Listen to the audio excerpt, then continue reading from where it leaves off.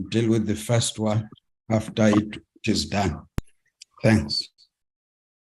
No, thank you so much to our Deputy Minister, and good morning to the Honourable Chairperson and Honourable Portfolio Committee members.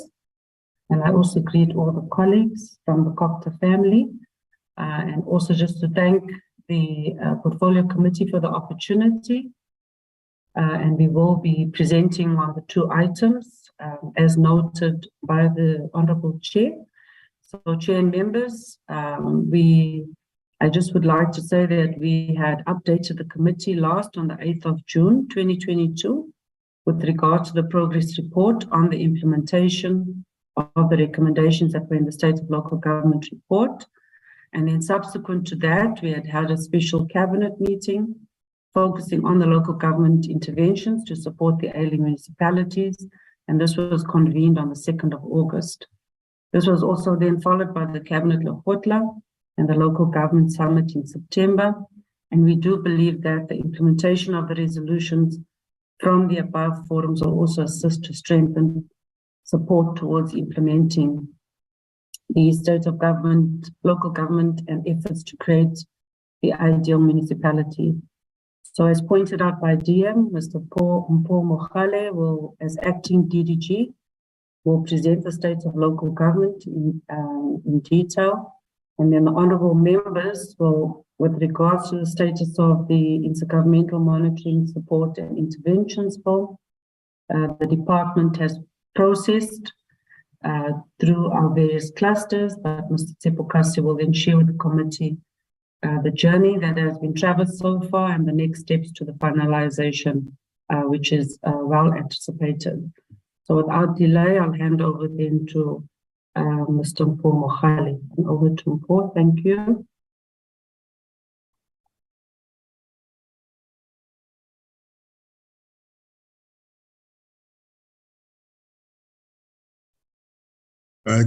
Good morning. Let me take the opportunity to greet you, Chairperson, and also honourable members of the Portfolio Committee led by Honourable Kasa. Let me also extend my greetings to the Deputy Minister, our Director General, as well as colleagues from MISA, including all our officials in the department who are in attendance. Our presentation is going to the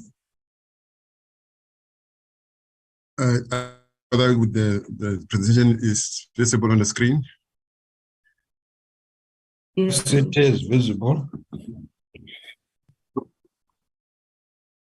Yes, so thank you very much, the Chairperson. I'm trying to move it, but I'm not able to succeed. I'm not sure that Ishike maybe must do it on your side, because on my side I don't want to try to move it, but it is not happening. Let me exit, and then you can just put in yours.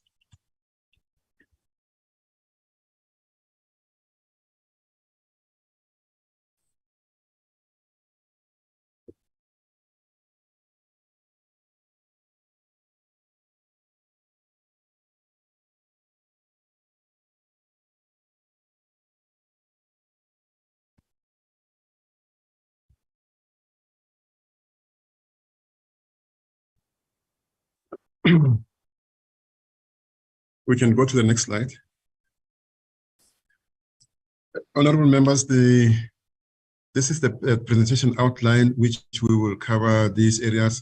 We'll talk to the purpose. We will also share with you the positioning of the department currently, and also talk to you about the ideal municipality, and share with you the cabinet resolutions that were made pertaining to our operations as a department and also as a state, and then we also share with you key local government summit resolutions, and also the indicators that we are using to assess the performance of the municipalities, and also give you a perspective on the MSIPs at the provincial level, and just the progress that we have made in that regard. and we'll share with you the highlights in terms of the report as to what is emerging. And you know that we also have the three Section 1397 interventions that we have implemented that are currently underway in these three municipalities. We'll also give you an update on it. And lastly, we'll also be sharing with you the hotspots currently in place or currently prevailing in those municipalities in each province, and then conclude with the observations and then with specific recommendations.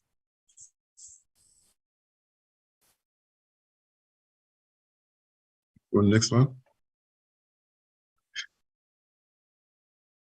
We can pass it. The members, we are indicating to you that the department has adopted a new operating model, which consists of provincial teams comprising of chief directors and directors and several officials below them that are now assigned to be in the provinces. And the purpose is to strengthen the capacity of the provincial cooperative departments and also to lead the Section 154 support that we are expected as a national sphere to these municipalities in supporting the provincial quotas.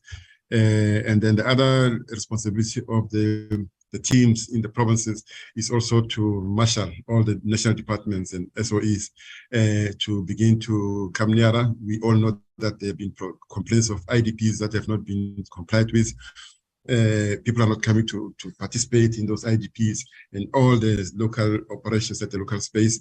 Now, these teams are going to really ramp up this mobilization to make sure that the traction is really beginning to be felt in all these provinces as well as in the municipal spaces. That is their responsibility. We have this assignment has been completed. Let's go to the next one.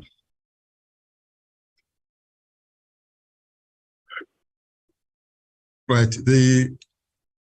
We also sharing with the members that the special cabinet meeting on local government that was held also on the 2nd of August focused on the interventions to support the failing municipalities, and then also following that one there was a cabinet that was also held on the 5th and 6th of September, also focusing on what entails an ideal municipality. And a local government summit was also held on the 27th and the 28th September, which resulted in key resolutions to address the challenges facing the local government sphere related to governance, administration, financial management, local economic development, service delivery, climate change, and disaster management. And we are seized now with the implementation of the resolutions of these cabinet meetings.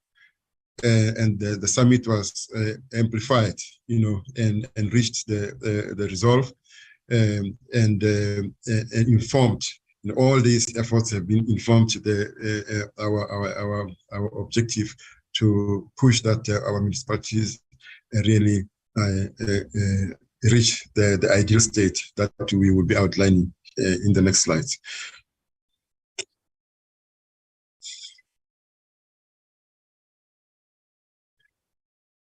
Honorable members, this slide is just depicting what entails an ideal municipality, and on your left-hand side, all the 7 points in a simplified way is the ultimate test that we have to obtain to become an ideal municipality, or you have to pass when the citizens attest that they have a decent living environment, and enjoy a safety for themselves, especially women and children, access to education, all the facilities, access to clean water, and also benefit from the 4th industrial revolution, and have a vibrant economy, and also matters of food security, where that is where people can feel that they have an ideal municipality. Obviously, before them, there are a lot of things. This is us as government and all of society must really work hard to make sure that we reach this particular state. On the right hand side of the presentation is just the structures and the imperatives, as well as the political structures that must lead, supported by the administration, to benefit the people who are actually our principals, all of us as government. Thanks. Next slide.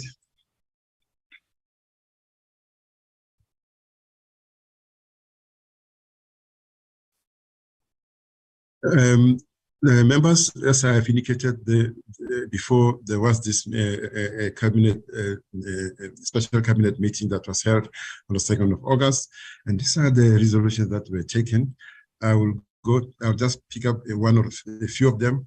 Per se, one of the directives was that, the first one was profound, because the cabinet took a decision that the DDM must be institutionalized, by making it mandatory for all national and provincial departments, as well as state-owned entities, to participate in the planning, implementation, and monitoring support to municipalities, further developing and resourcing the capacity of the cooperative department, our department, to support the interventions in municipalities. These are the other interventions, directive that came from this meeting. The second one was that we must strengthen the provincial chapters. We must also promote the social and economic development, and all those departments that are listed in the C have to collaborate and ensure that this performance area that has to be, the collaboration must really be intensified to make sure that we make an impact. The cabinet also directed that we must develop a national municipal support plan, a national municipal support plan, including all of us as government, per se, and then we will report in terms of progress, and then that provinces must monitor and then submit reports to us. And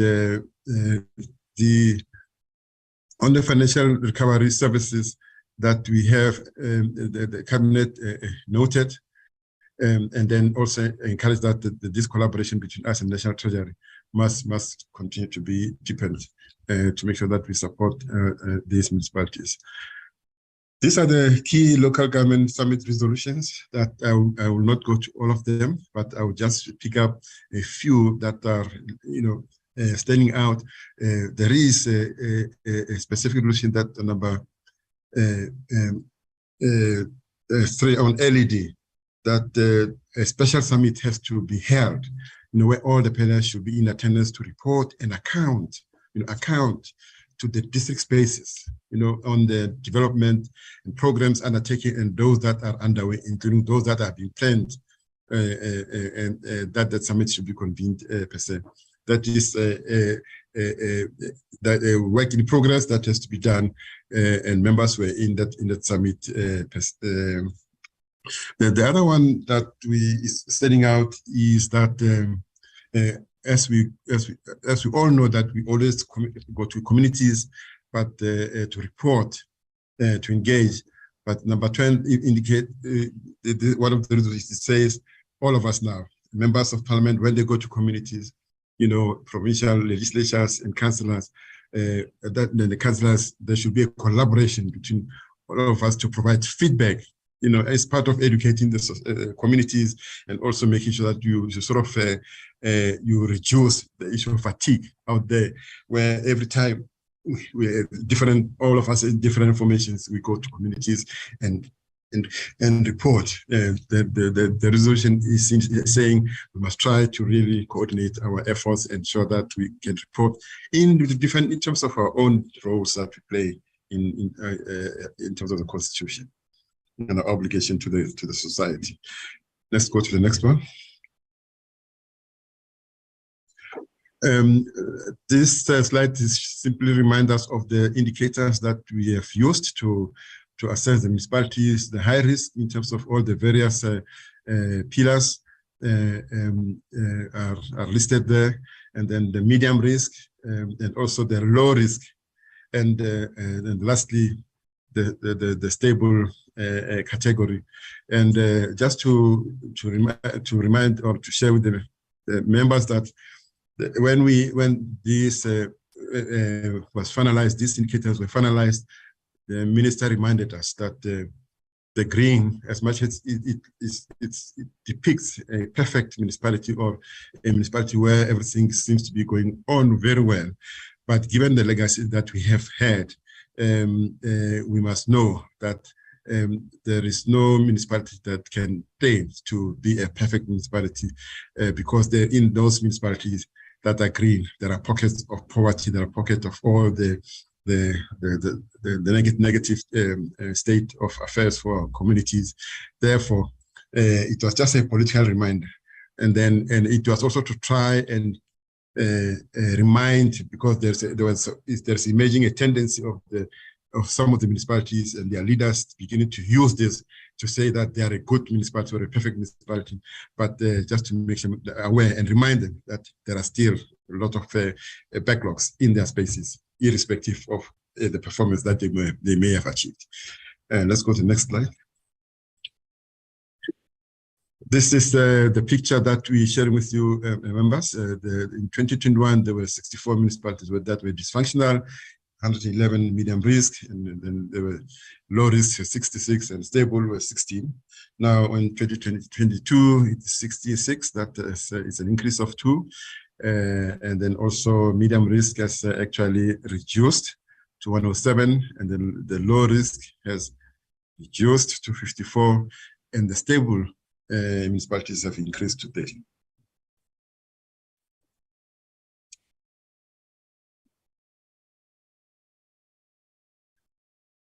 In terms of this slide, after we finished with the state of local government, we then developed a municipal framework for municipal support. And then in short, when we finalized the MSIP framework, we also agreed with National Treasury that from their side, we know that they have got 43 municipalities that are financially distressed, and they've already developed or were in the process of developing financial recovery plans. Then we will simply dovetail ourselves in terms of the MSIP. We don't develop them in those municipalities, but then where there are no FRPs, then that's where most of the municipalities have been developing this municipal support and intervention plans. And all these reports, we receive them quarterly from municipalities led by the MECs that they report to us, to the minister, in terms of the progress pertaining to this municipal support and intervention plans. And then, as I've reported, we are doing all this work jointly with the National Treasury. Let's go to the next slide. Members, we also, on this slide, we're sharing with you just our experiences since we begin to increase the drive to support the municipalities in an incremental, coherent way. The provincial cooperative departments are at different levels with regard to the implementation of these plans. In Mpumalanga, KZN, Western Cape has institutionalized. We find as we're getting to mobilize and also drive the MSIPs, it found that some of the provinces have already implemented some of this work, and the machinery is already running. Mpumalanga is one of them, as I said, KZN, Western Cape, and then in Limpopo. So we also found that some of the provinces established rapid response team and multidisciplinary teams to deal with municipalities in crisis, supported by political principals and etc. in terms of one-on-one engagements, as and when a crisis happens in a particular municipality, in a particular province. We also observed that the provinces have varying capacities to support municipalities and to implement new national government priorities and policies. And the political instability, especially in municipalities that have got coalition governments, is impacting negatively on the implementation of the MSIPs, As you have seen, the Premier of Gauteng will complain that today there's this council, there's this mayor, and there's another mayor. And then the tendency is that when the new administration comes in, there's a lag of the work that has been done in terms of momentum is then dropped and in some cases replaced, because of this change of leadership. It creates its own challenges per se. In strengthening our provincial departments members, there is a program that we are embarking upon, led by our DG, to do these bilaterals, frank bilaterals between ourselves and the provincial cocktails, including the treasuries, and to ensure that the protocols between us are mainstreamed, but also to reinforce, to remind them as a provincial officials and also the sphere that the laws are very clear. They are the first call of support, and the issue of them, sometimes leaving municipalities to collapse, and we are constrained as national to come through to the space, has to really begin to, they must really rein in, and besides, we have teams, as we reported earlier in the first line, that have been deployed. We want a footprint in each and every province, then that are going to help to mobilize all the departments to support the provinces in terms of really making sure that our impact to the municipalities is really meaningful. Therefore, this roadshow is going to really assist us internally to ensure that our operations are also strengthened and also mainstreamed. Let's go to the next one.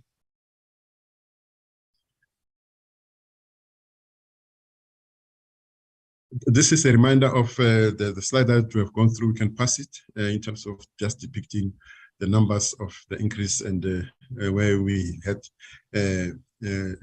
decreases of the categorization of these municipalities. I have already covered it. Let's go to the next one. The highlights that we can share with the members is that the assessment of the state of local government now, even up to date now, against the one that was done in 20, has shown a marked improvement in the performance of municipalities, per se. And what is emerging, KZN province was the biggest contributor that moved the stable category to go to the development of a customized MSIP package for intense and high priority interventions and support by the provincial cocktail departments to deploy governance and financial experts, as well as interventions by political champions, which yielded the following positive results, where we were seeing administrative stability, the structures, functioning, training being imported, and MPEX dealing with UIF reports, and culture structures functioning, and also critical positions being filled, and municipalities moving from unfunded to funded budgets, and really overall also service delivery, supply, rehabilitation, and landfill sites also improving, in these municipalities. Those are the lessons that we have learned. And then also in Northwest, we also sourced two municipalities that, is the second largest improvement in terms of the overall national level, with 4 municipalities. The 3 of municipalities moved to stable category, that is Morenete, Greater Taung, and Dr. Kenneth Kaunda. And Janala moved to the low risk categories due to national intervention and dedicated support by departments to the municipalities. In Gauteng, Midval has moved through and it has improved, and Free State, 2 municipalities, Machabeng and Mitsmaholo, improved from a dysfunctional to medium risk, and 2 municipalities, Mohokar and Tlabeng, regressed from medium risk to dysfunctional. In the Western Cape, province, Beaufort West is a coalition municipality and regressed since 2021 from medium risk to dysfunctional. And the municipality is under Section 195 intervention, and an FRP is being implemented. Well, with the 4 municipal provinces, Eastern Cape, Limpopo, Mpumalanga, and Northern Cape provinces, there's not been any changes whatsoever in terms of the categorization. The next three slides we'll be sharing with you, members, just the highlights of the progress pertaining to Enoch Mugijima. It is, you all know that it is a municipality that is under Section 197, and we're informing you that the municipal council has not been supporting this particular intervention since it was imported in the municipality. There's political interference that is very glaring and very clear, because it manifests in the fact that when some councils take decisions, or when there are requests by the NCR team to request certain cooperation from the management, there was defiance. You know, at a recent special council meeting, which have been requested by the NCR to present a report on the defiance of records of reconstruction project, you know, that meeting has been postponed twice, and then just like that, without even giving any respect of giving reasonable reasons for the postponement, or maybe even if the reason is given, it's not convincing, and you can hear that it is just blatant undermining. There is in the municipality, when you go to number 6, there is a significant number of employees, you know, who are desperate for this intervention to work, but obviously the workers have to work through the leadership, and that's where the leadership, there's a problem per se. Without just belaboring the point, this defiance. There was an MM who has now left the municipality, and then also a CFO that were defiant of the NCR team, and we know that currently they have appointed another official to be an acting MM, and then efforts are being made to engage with him and his team to make sure that we're able to deal with the challenges that are faced by this municipality. In short, members, there's paralysis in this municipality as far as we're concerned, but there is a work that is being undertaken now between ourselves and National Treasury to deal with this paralysis, and as and when those measures are implemented, they will be shared through our ministers with you at an appropriate time. In Lekwa, we all know that it was the first municipality that was put under national intervention, and it was done in June.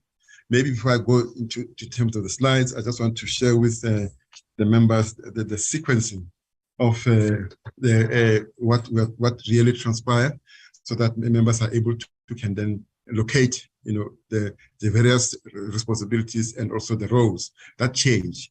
You know, if you can remember, the administration was in June, and then Mr. Johan Metler was appointed as administrator with a team, and then that was in charge. There was no council at that time because it was dissolved just before the elections last year, and but then after the elections, then the council was constituted in November, and then they elected their leadership, the mayor and the mayoral committee, and then upon them appointing and constituting the council, then the role of the administrator changed. It became a national cabinet representative, where his responsibility in the past, he was driving. In this case, he was now overseeing the operations of the municipality. And initially, there were tensions between the NCR leader and also the mayoral committee. And our deputy ministers did go there to engage, because they had to do the formalization of debriefing the new leadership in that particular municipality. And there was a lot of, there was hostility, not resistance, but just hostility. They said they don't, this new leadership, because it's a coalition of leadership in the municipality, they said that they can't, they don't want this NCR, they don't want, because they feel that they are not the cause of the collapse of the municipality, and then they are here now elected by the people to run the municipality. They are going to run it, but ultimately, the members, they were able to accept that we are a national government, and then we've got a responsibility And I think they also begin to appreciate the challenge that they were really experiencing.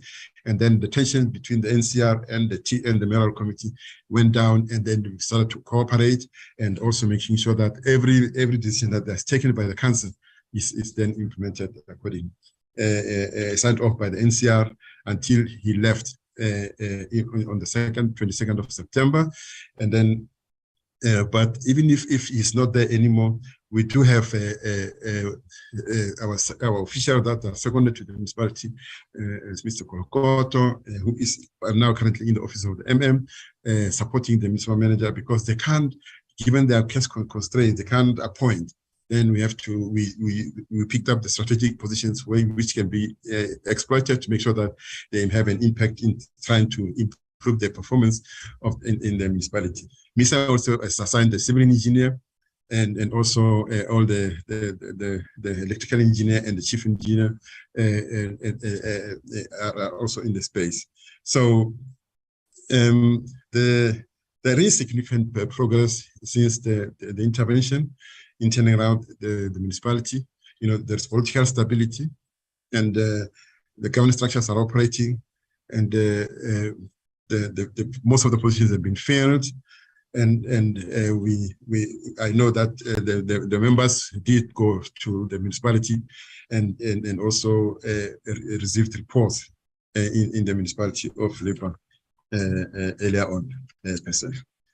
So this slide is just showing the commitment that were the pledges that were made, and in terms of the national departments, the DWS minister visited the area in July and committed an amount of about 350 million. And I am aware that the projects that have been designed and also formulated are in the process of the procurement system, and we should be in a position to report progress pertaining to some of these projects. And National Treasury also helped the municipality with 45 million to install these meters, because it was established that metering was one of the largest problems that also were also impacting on the revenue of the municipality. Sandral is also coming to the party to assist in terms of removing some of the potholes, and it was interesting that we were able to galvanize and support this municipality collectively as a national government with the province.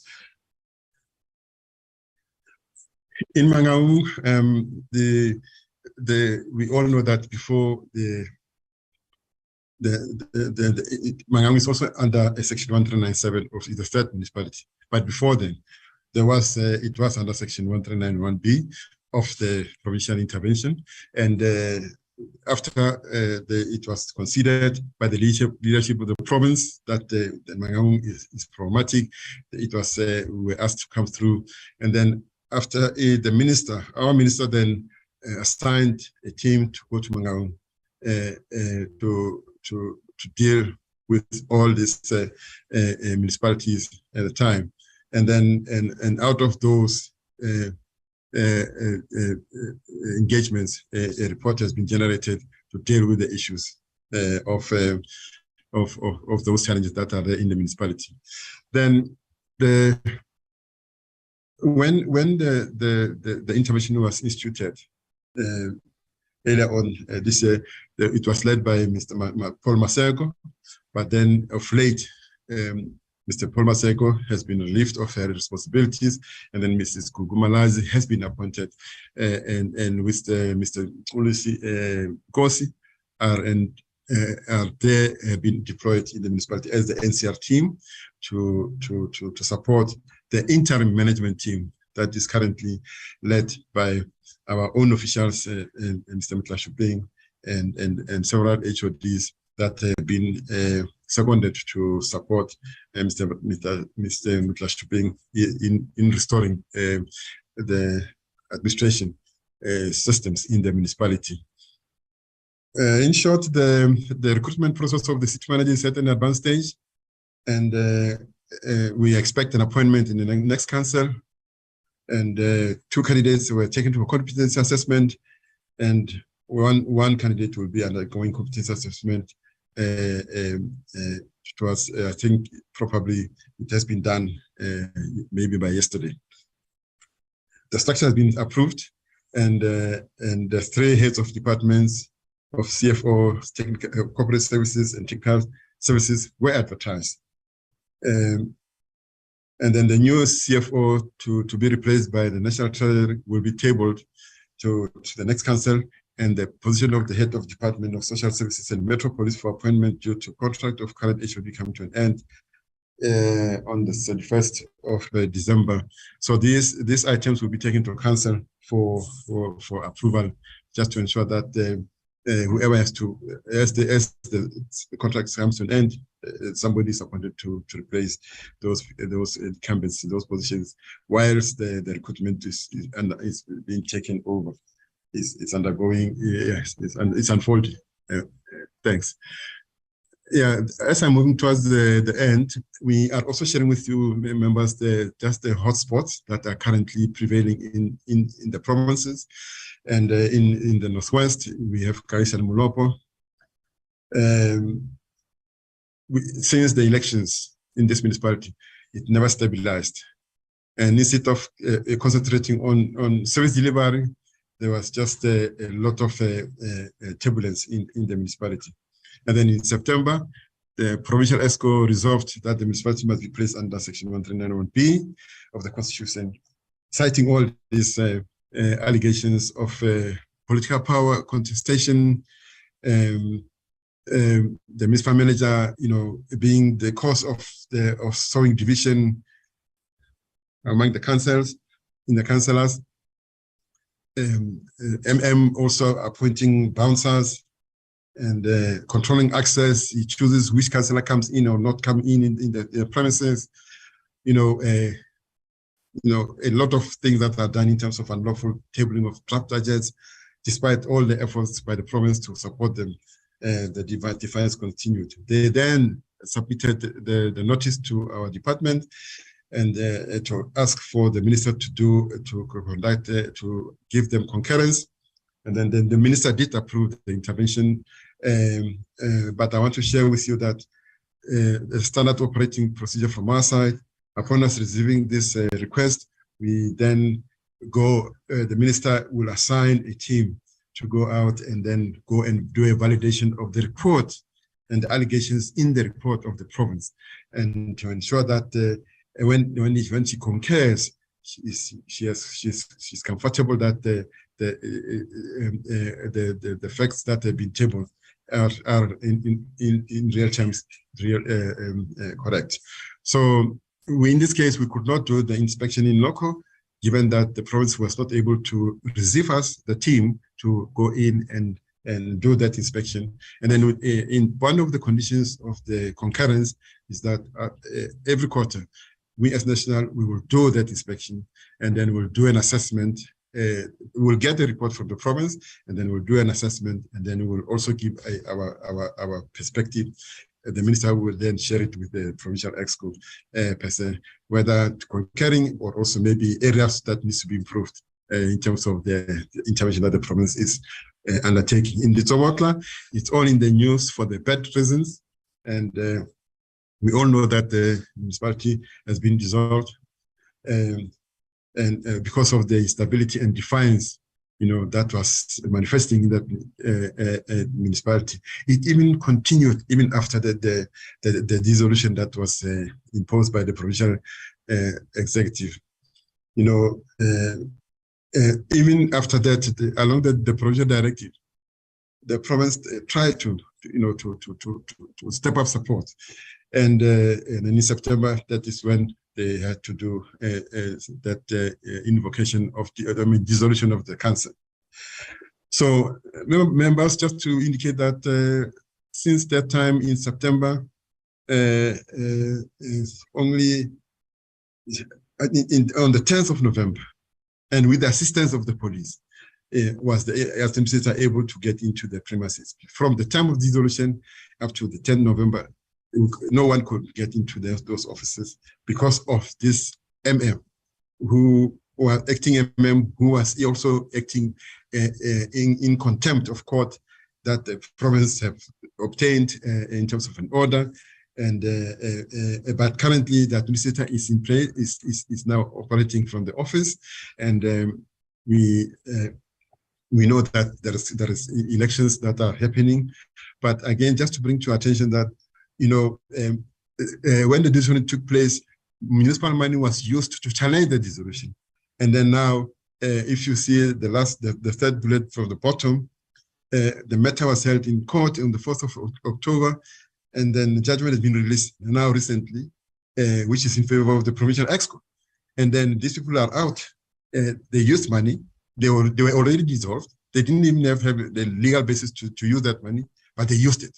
And then the officials in the municipality allowed themselves to be used so illegally like this. But the administrator seized with this matter, and then we're also working with them to make sure that there must be consequences in terms of all these defiances that have been manifesting. Next one. There will be elections shortly. I think it's next week or in December to get the new council in that municipality. And hotspots in Canaland, in Western Cape, Canaland, the municipality has been dysfunctional and financial distress for a number of years. And the support that has been provided for the years, throughout the years, you know, they do not make any impact in this municipality, you know, and they have just changed leadership recently. And when leadership comes in, there's issues of bloating of the staff. Everybody, they don't trust each other. Then the new leadership comes in, appoint people, and they don't even have money, but they do these things. The vacancies are there, and then there's a lot of acting, and this problem creates an issue of accountability and reporting. You know, the provincial department is not able to get credible reports, and everything else that has to be processed systemically. It's a problem. So we have agreed that we will collaborate with the province to really see what we need to have a remedial measure on this municipality that can be imported to make sure that this challenge is mitigated. In Limpopo province, it is Tabazimbi. It's a hang council. Councils are not being held because councils members don't want to go to council because maybe there's a motion of no confidence mooted and the like. They don't want to convene it, and you know there's so many things that the governance is just paralyzed. They take each other to court, and then this week this council is in place, and then the following week the court overturns the decision, and then they're restored. It becomes quite impactful on service delivery, and the province have indicated to us that they will be doing a rapid assessment in this municipality, and then we will collaborate with them and ensure that we are able to restore some stability led by our leadership team in Kadimeng as they share with them our reports from our assessment. The panel also is experiencing political instability. And Mahalakwena, we have had you received a presentation yesterday. I won't go into it, but in particular, Mahalakwena, they didn't owe ESCOM in the past. You know, they were able to honor their accounts, but currently they are not able to meet those obligations, and their income is going down, and it is quite a risk that has to be meted in that particular municipality. We can go to the next one. In Mkonto, there was also a lot of defiance in this municipality, where the province tried to get in after some of the processes of constituting of council and constituting of office bearers was also done illegally or maybe in a regular way.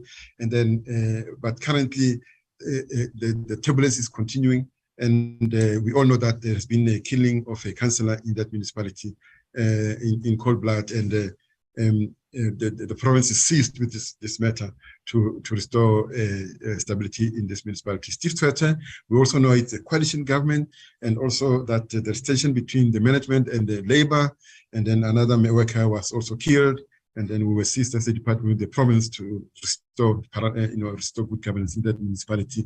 And the pressure to get the mayor out of that municipality is continuing, even up to now.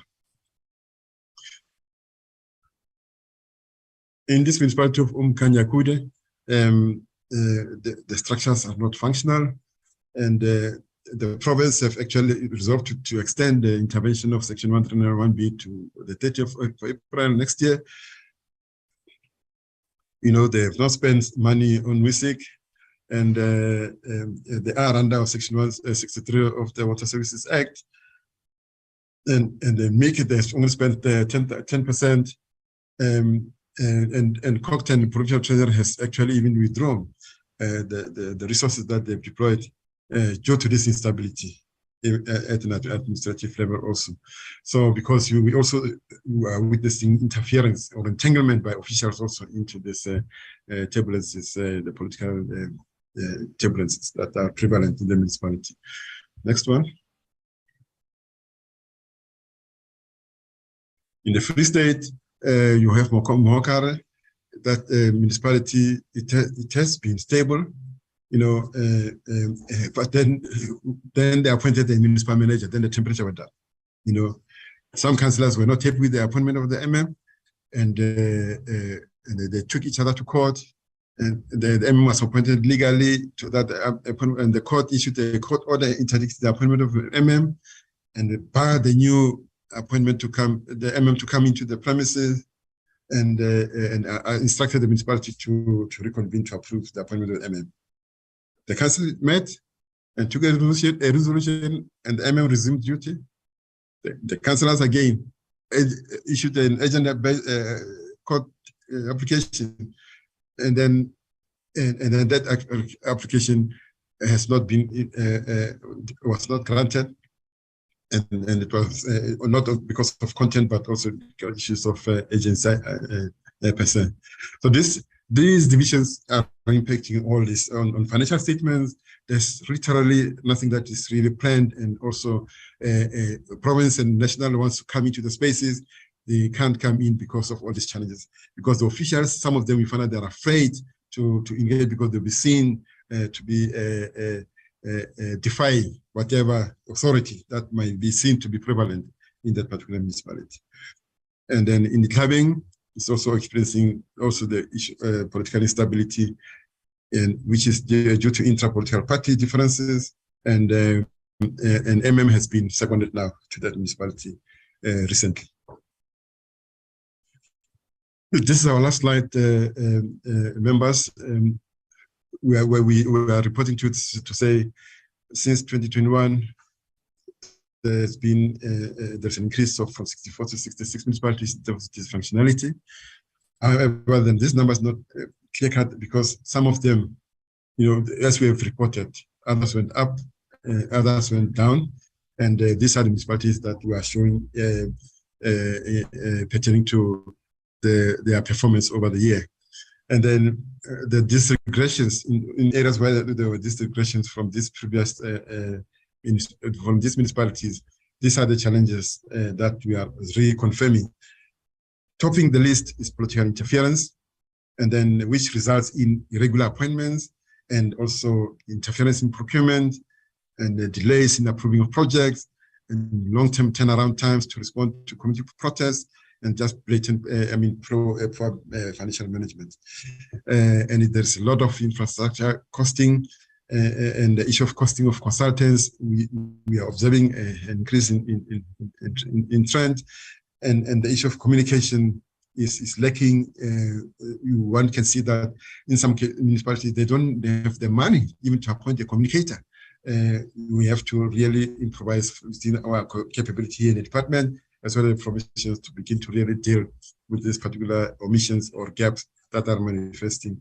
And also the poor oversight, the non-compliance that is also emerging, and the issues of lack of consequences, as confirmed by the Auditor General. In conclusion, members, we're just saying that we must reinforce the Section 154 to really reinforce it in such a way that it stops when we're not able, we don't need to go to 139s, per se.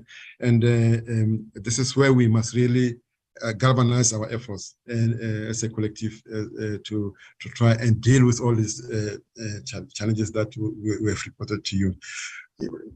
This report we are sending, where we are tabling to the portfolio committee to note in terms of the progress made on the implementation of the state of the local government as of June, end of June, and that the COGTA is currently in the process of implementing the cabinet decisions with regard to the development of a coherent national support plan, just to strengthen this local government performance.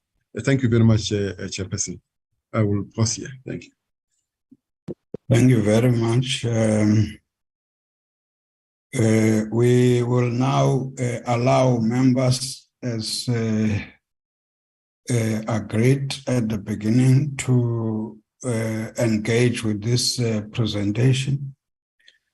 And I will be taking hands in that order. I have Honorable Mkalipi, Honorable Brink, Honorable Spears. For now, I have those 3 hands. Oh, I've got Honorable Kabanchava, Honorable Peza. So let's take them in that order. Honorable Mkalipi. Thank you very much. Thank you very much, Chairperson. Thank you very much, Chairperson, for the opportunity. Thanks for the presentation. Chair, if you may allow me to switch off the video because of the connectivity. As I was speaking to you early in the morning, I got connected. I didn't even hear your response when I said, no, let us fight. I'll teach you how to fight. I got cut there. So it's network problems, Chair.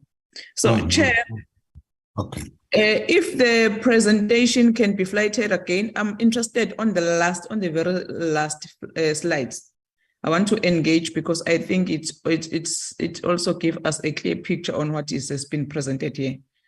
If Andile or whoever was flighting the presentation can help to put on the screen, so I can be able to, this one, generic observation. I think this is also clear, a very pained picture. When the department is saying that to us, the SOLG, dysfunctional or high-risk categorization, increased from 64 to 66 municipalities. And further, they are saying that, however, this number is not a clear cut, as there were regression in some instances, but also improvement from the dysfunctional to medium risk category, which resulted in the increase of 2 in the total dysfunctional municipality. So I'm saying, Chair, if the department is coming to us to say that there's no clear cut, is from their observation, so how do we expect us as this committee to engage with this report? Because to me, Chair, it starts with the department.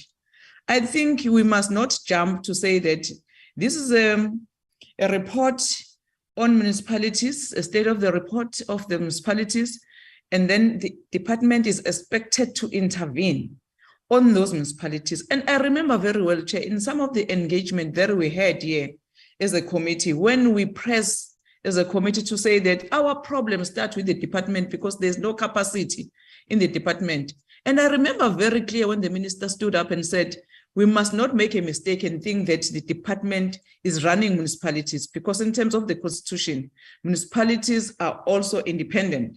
But now we are getting this report, of which is painting a picture which the department does not even have a clear strategy on how to intervene.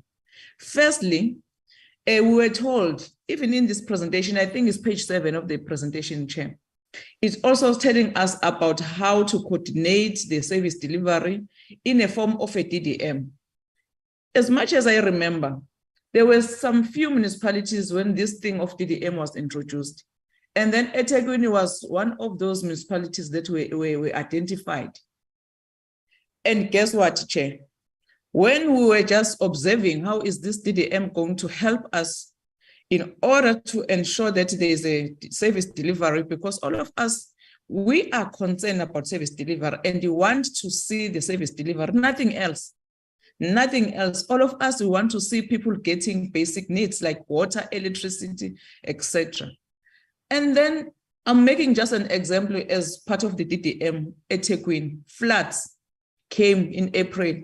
Even now, that municipality who is collecting billions of rand in terms of revenue is failing to address the issue of floods that took place in April. I think it's 7 months later. There is no progress at all.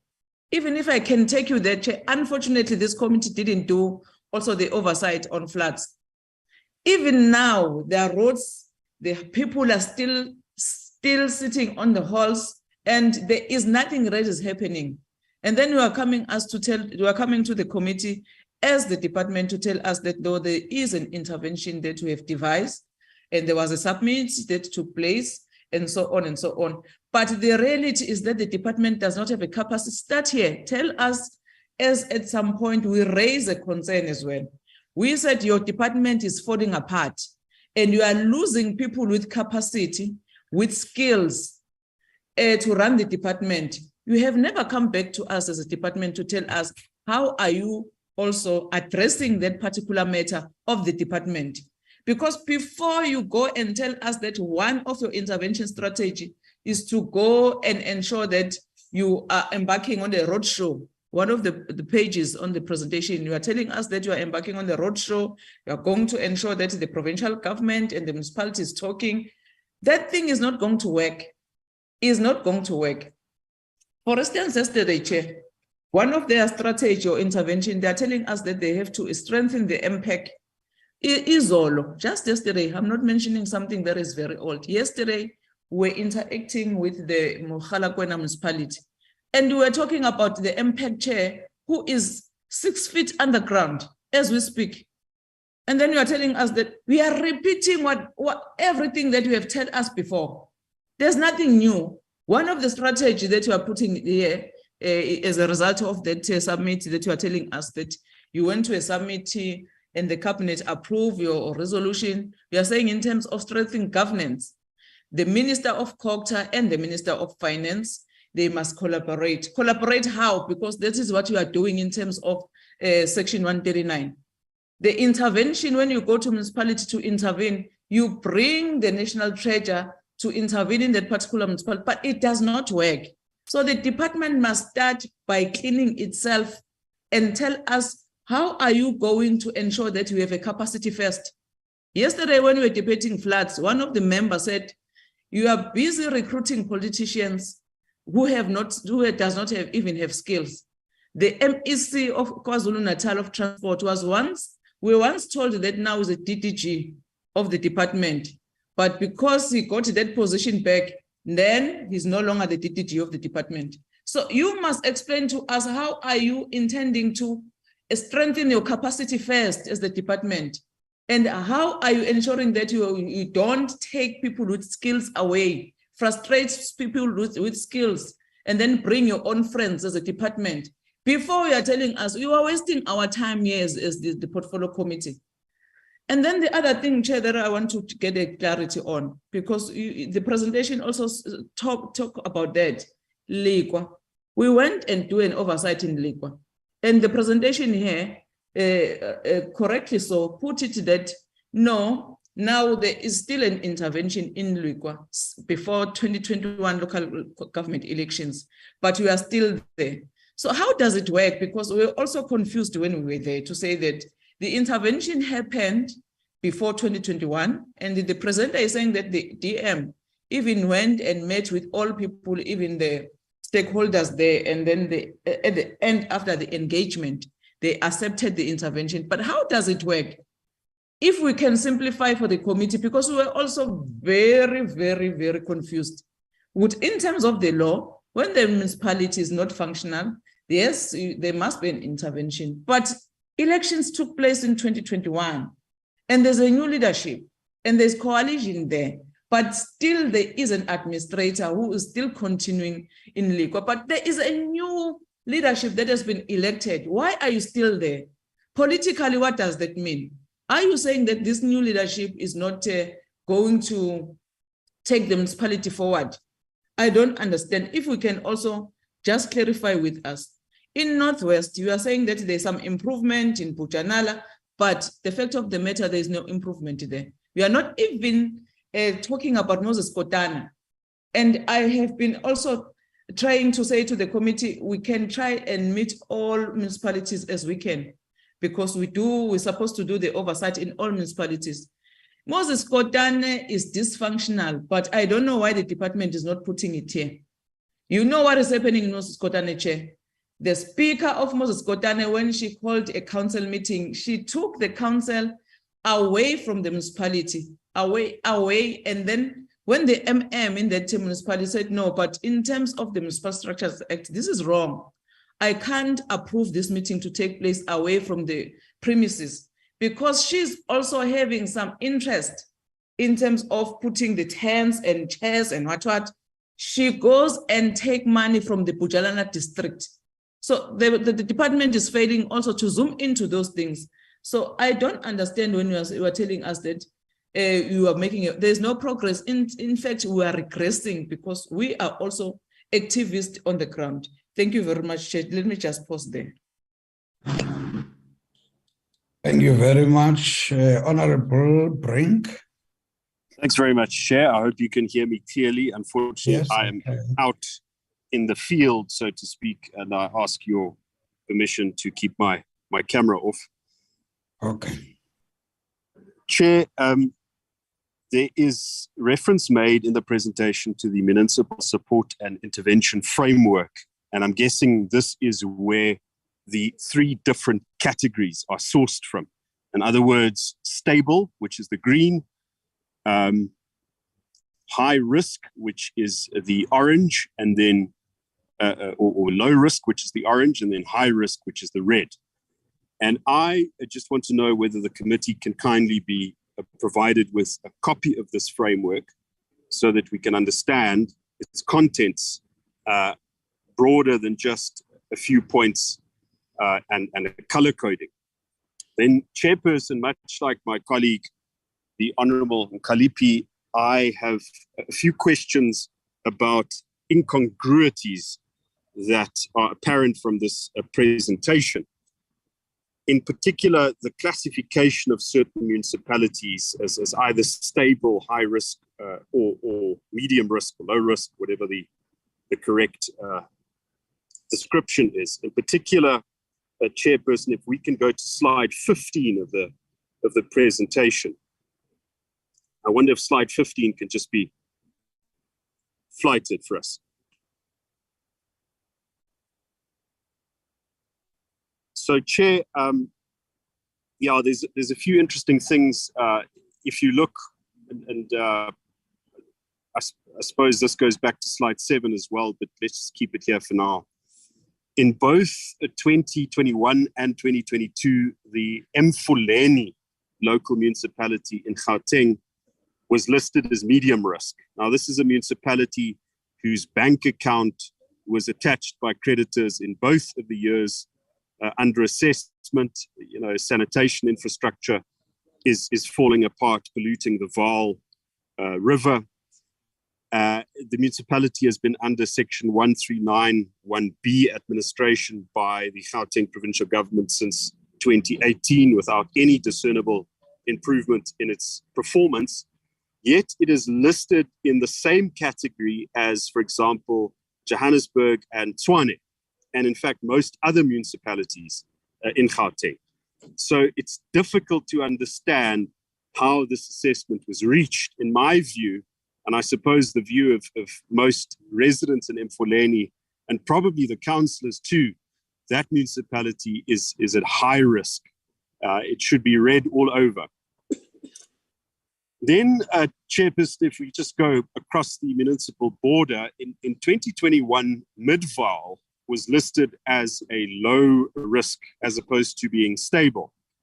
And this is a municipality that has had 6 successive clean audits. If you take the vantage point of 2021, 5 successive clean audits. It's got a majority government, some of the highest rankings and access to basic service delivery. Yet, on this particular slide, it states that the Midvaal local municipality was moved to the stable category this year through the establishment of a dedicated and interdepartmental intervention team. Now, this is quite incredulous. I think if you told this to the mayor of Midvaal, he'd have a few questions, because I don't think that this municipality is under any form of intervention. In fact, it's probably one of the best in the country. And it would be necessary for someone to explain what sort of intervention either the Gauteng provincial government or the national government is taking credit here, because it's not clear that there was such intervention or that it has made any difference to what is in fact a very stable, high-functioning municipality. Then turning to the Northwest Province, Chairperson, 4 municipalities have been moved from high risk to stable, from red to green. Moretele, Greater Tahung, and Dr. Kenneth Kahunda. I would just want to understand what is the basis for this. There is no evidence before this committee, I think, as my colleague has also highlighted, that there has been any significant improvement in, say, cash flow, funded budgets, the recruitment of competent staff, the improvement of basic sanitation services, and so on. I mean, let's just take sanitation. How many of the wastewater treatment plants in these municipalities, Moretele, Greater Tahung, and Kenneth Kahunda, that are under control of the municipality actually function fully in terms of national standards? I suspect that the answer to that is zero, Chairperson, but I would like to understand how this framework has been applied in the Northwest. On slide 22, Chairperson, Lephalale is listed as a hotspot municipality in Limpopo, saying there that the municipality is experiencing political instability. The recent appointment of a mayor has caused serious turmoil at the municipality, requiring urgent intervention at the administrative and political level. I would just like to understand, Chair, what is the basis for this statement? The mayor of that municipality was removed in a motion of no confidence. I believe the first motion of that nature in the history of Lephalale. If we compare this warning to the situation in Ekurhuleni, for example, where the mayor was removed by a vote of confidence a few weeks ago, and then the same person was returned as mayor with an increased majority. That is then not listed as being a hotspot, for example, compared to Lephalale.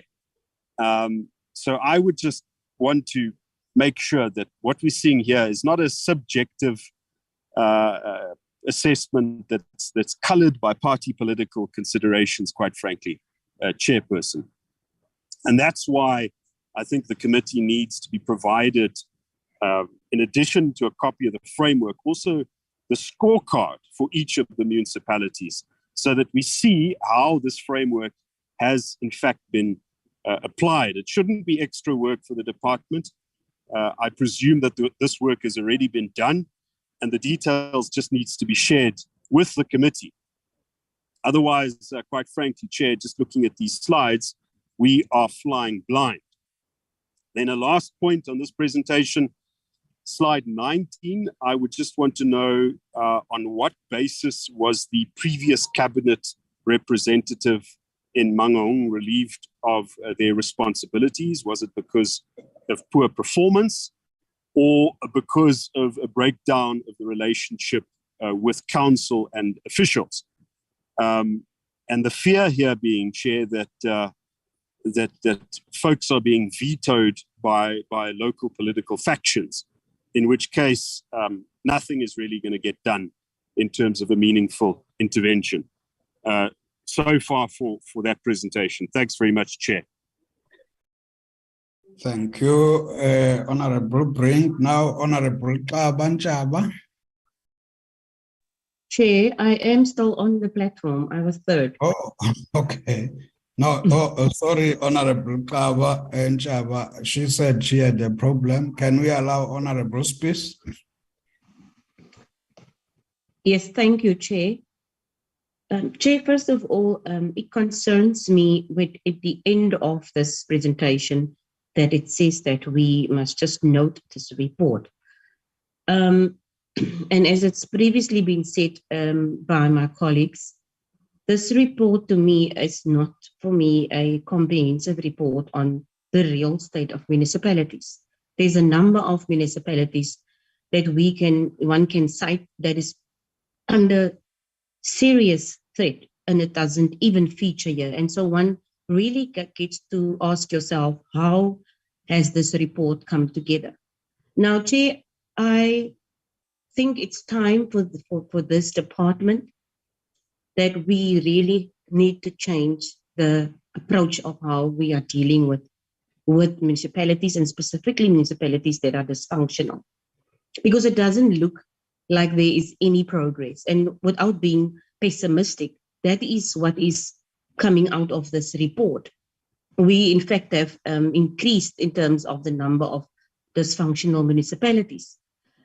Now, I want to understand from the department the new model that you have adopted, the operating model, which consists of provincial teams and comprising of 90 directors. I do think, Chair, one needs to have a balanced team of people that goes into these municipalities. And when I say balanced, you cannot have a team of high-level administrators going in to municipalities that sometimes just needs practical intervention on the ground. And that is what needs to be done. So the approach needs to change drastically. We cannot do things the same way as we were doing it because it's not working. We spend endless hours, Chair, listening to municipalities. I most of the time feel it is a waste of our time. People come here, prepare presentations.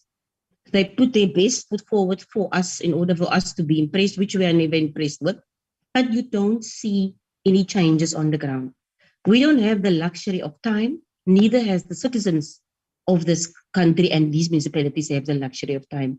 So my request is that there needs to be a change. And I think it's time that the department also stops doing things in isolation. Honorable Mkalipi mentioned just now that there's going to be a roadshow, and that roadshow is going to actually yield nothing. It's true. Many of us that sits in this committee by virtue of the fact that we have some form of background in terms of local government, some more than others. We need to have sessions and strategically sit down and assist where we can because we know what goes on in municipalities. We really know what is happening because we are on the ground and we have been there, so we understand what certain things. I want to know, when you say people are having council meetings on a regular basis, has the team sending people who go sit in council meetings and see what actually happens in those meetings? Practical, simple things needs to be done in many of these municipalities to get them on course, and that is not happening. The interventions in terms of, I look at that state of local government where it says the progress report from June 2021 till the local government summit of September 2022. How on earth can you have 1, 2, 3, 4, 5 different platforms and summits and meetings and cabinet logotlas, and still you come to a committee and you tell us, well, we have actually not improved, we've actually gotten worse. It means it is not working. That local government summit we attended, it was a big mass meeting where nothing really happened. And we cannot have those meetings and those summits anymore. We need to scale them down to smaller, practical, constructive, meetings where things actually can be actioned and we see the results. And that is, to me, what is important in this whole presentation, is that things are not going to change. And we're wasting each other's time, Chairperson, because we are not listening to each other. We are talking past each other, and we are having high-level presentations and discussions, and none of that is having an impact on the municipalities and what happens on the ground. And that is what we've asked. We've asked it from the minister when we spoke about PCWP. We said we should have a workshop or some strategic session. We are awaiting that. And then, Chair, the time frames of these interventions, national strategic support plans, the new operating model, what are the time frames to these? And at what point do we say that for 10 years a municipality has been digressing? This is the tool we are going to use to make sure that we rescue this municipality. At what point are we bringing in things like that that shows this committee that there is actually action happening within this department? I thank you, Chair.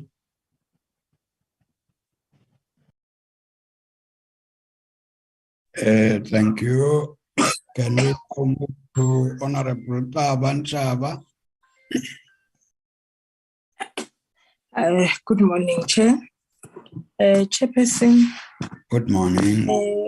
Bear with me for not opening my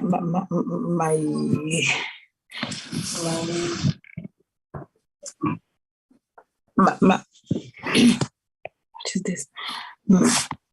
Agreed. Yes, Chair. Mama, do this. Okay, Chairperson. Because of the condition that I'm in the doctor putting me a drip. That is why I cannot open. But I have something to say here in this comment.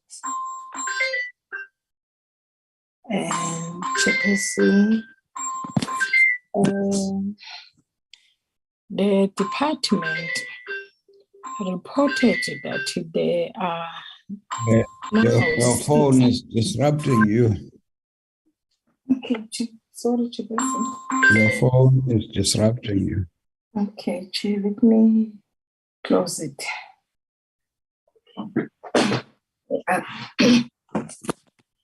Chair, the department reported that there are now 66 municipalities in the dysfunctional category. Chairperson, if I may ask, if 2 have improved from dysfunctionally and 3, Mohare, Dihlabeng, and Beaufort West have regressed to dysfunctionally. The number of dysfunctional municipalities should be 65. Can the department clarify this? Also, Chairperson, the portfolio committee attended the September local government summit and is therefore aware of the proceeding, including the key resolution. The department has not captured the resolution 8 appropriately because it was objected that an incentive system for best performing municipality will rewarded the already well-resourced municipality and penalized the not so well resourced or poor municipalities. Best performing municipalities tended to be those that already have abundant financially and human resources, which create an enabling environment for good performance. Chair, if the department can clarify us about this question, I cannot go further. As I said, I'm in the doctor and I'm having a trip with me. So, Chair, I did not see anything about the Swane municipality, which there is a huge mess there. And with the Johannesburg municipality, with the Guruleni municipality, nothing say anything in this report about those municipalities, which people are crying every day in this municipality. Why these municipalities are not here, Chair? And also the department, us as members of parliament, who are not here for political, listen for municipalities who are fighting their political powers. We're not here for political power, we're here for service delivery, which means those municipalities who are fighting for political powers, there is no service delivery there, Chair, as we speak. So let me stop there, Chairperson, because I know when the bulls are fighting, Chair, the grass will suffer. I know people are suffering in this municipality who are fighting their political powers. Thank you, Chair.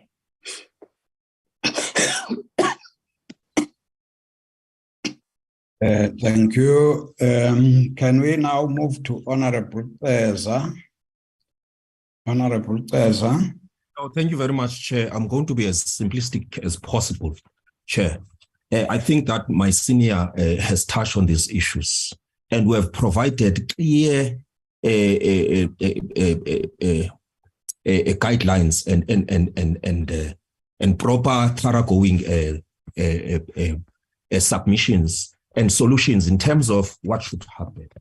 I mean, Chair, if you've got a warring municipality such as Mkhondo, fighting on based on factional battles, and you have councillors that are, I'm here right now, and then the result of that is that, one, there are full toilets here that were put through tenders, and nothing to the value of those tenders has been followed up, right? And then in the presentation, then we are told about the lack of procurement processes. I mean, we have provided a clear direction as the organization here to say that let there be insourcing. I remember very well engaging the minister in the National Assembly on oral questions and asked her, how is it going to deal with a situation that is corruptible in its nature in terms of the tender? Because that particular model of delivering services, Chair, is corruptible, and it disempowers communities and always has empowered individuals. That is why you find people warring in the municipalities. That is at the center of the factions. That is at the center of political interference, so that people are influencing people. That is why when we did these things of the Systems Act, Chair, we amended Section 57 there and all the clauses and did all the insertions there from 2019 as the committee. Part of what we wanted is the professionalization of municipality. Two, the issue of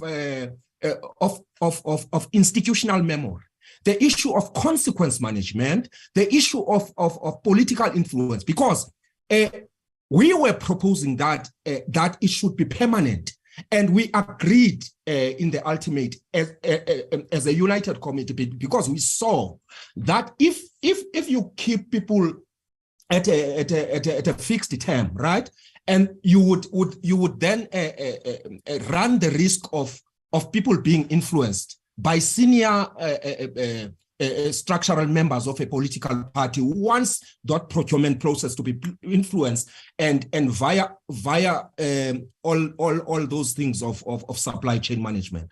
Chair, we have provided solutions that there should be insourcing of general workers. We've provided a solution here in the committee that there should be internal construction companies. We wouldn't be here today talking about the same issues here in the committee.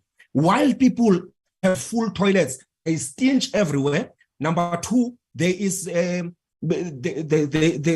sanitation that is not proper. There is water that is not potable.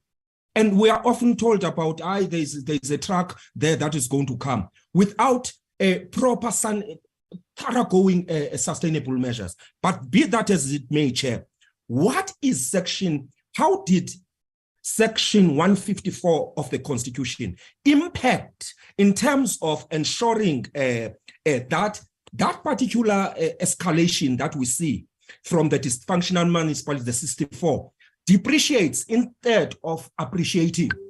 That is the question that is at the center of what should be told here. Otherwise, we're wasting time here. There are remedies in the Systems Act. When is it going to be implemented? There is, yesterday I spoke to the issue of this section 139, monitoring intervention support management bill, which has been there from 2013, which has not been implemented, Chair.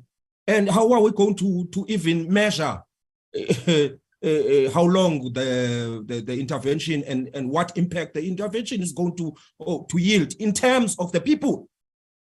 Because we're concerned about the people, because we are the people. We stay in those municipalities. We don't stay in the provinces. We don't stay in the national. We stay there, all of us, Chair. We need quality services there. That's the be all of it. Thank you very much.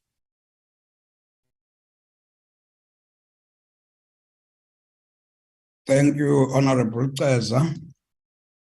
I see Honorable Mbumza. Good morning, Chair, and good morning, honorable members and the DM. And Chair, am I audible? Yes, you are. Thank you very much, Chair. Chair, on the two slides on the highlights, the presentation indicates that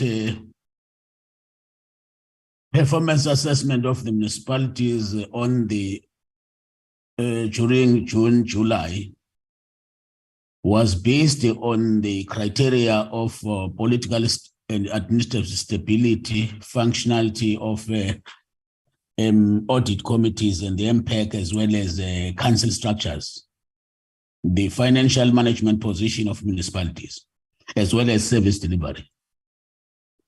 Yes, in the province of Gauteng, if you be looking at that criteria in terms of this assessment, the highlight on the province of Gauteng merely deals about the Midvaal local municipality. We don't have here an assessment around a very troubled local municipality of Mfuleni. That municipality had been dysfunctional for too long. And at the time of our oversight visit to municipality, we find that it was a war zone. And that situation has not abated.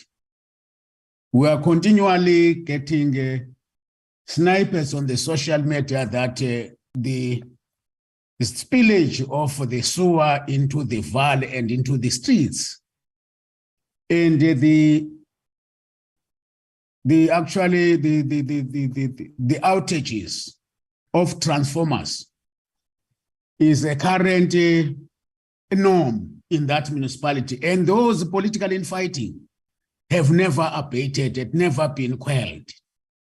But we find that strange that that particular municipality is not part of that assessment and is not in these highlights. Secondly, if we're looking at that criteria, we are seeing a serious political instability in the city of Johannesburg, in Ekurhuleni, and all those are not in here because both of those three models politically are not stable. The number of vote of no confidence, and all those things, and that affects seriously service delivery and governance, but they are not part of this. I don't know then if that criteria used here, how come that it's not part of that? At the same time, Chair, at the time we're meeting with the department around the intervention in Bloemfontein, in Mangaung and Inokumkijima, we were reported that senior officials of that municipality were resisting to provide information to the deployed team. What is the situation now? Now also here, it is indicated that the council is also resisting this intervention, and the report indicates that exogenous factors, exogenous political factors are a factor around this question of resistance by this municipality to actually welcome and provide to accept the intervention and provide and begin to work with the deployed national team.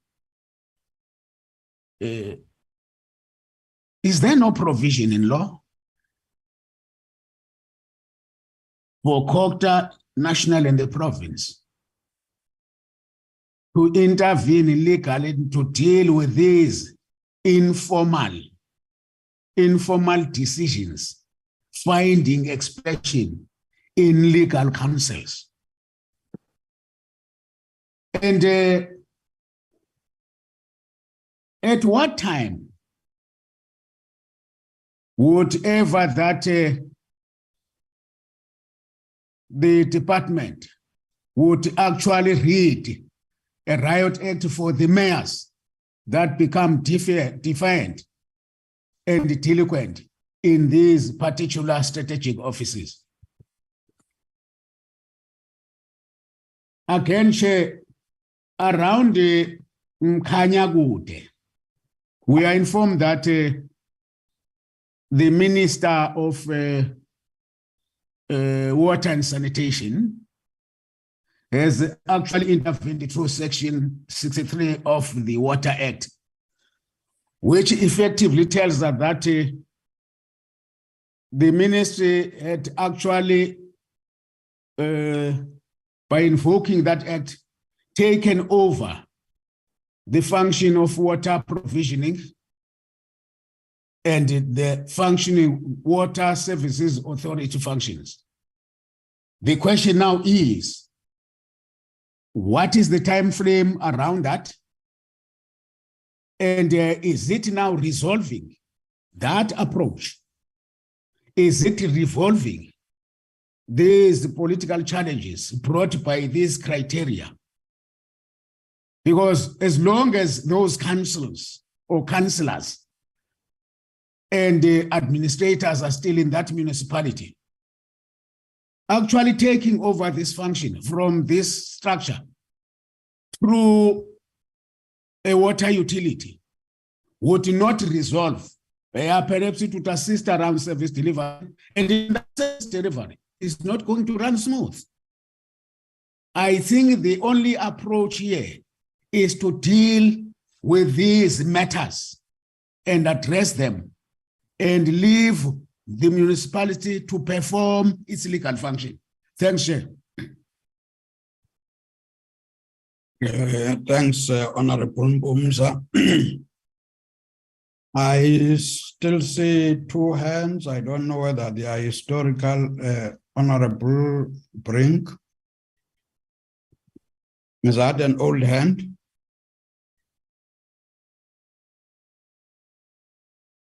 Okay, can I assume that's an old hand? Now, this gives us an opportunity, DM, to respond to the questions. And then you'll see how best to manage that. Can I hand over to you? Yes, thank you very much, Honorable Chair. May I request that Mr. Mohale and the team lead, the DG will do additions. Maybe I'll do a wrap up if necessary. Thank you, Chair. Thank you. No, thank you, Chairperson. I will do several of the questions that were raised in terms of I think the one on raised by a member Mkalipi pertaining to the filling of the post, the DG will deal with it. maybe before I then go specifically for each of the questions that have been raised, just to indicate that for Member Mpunza around the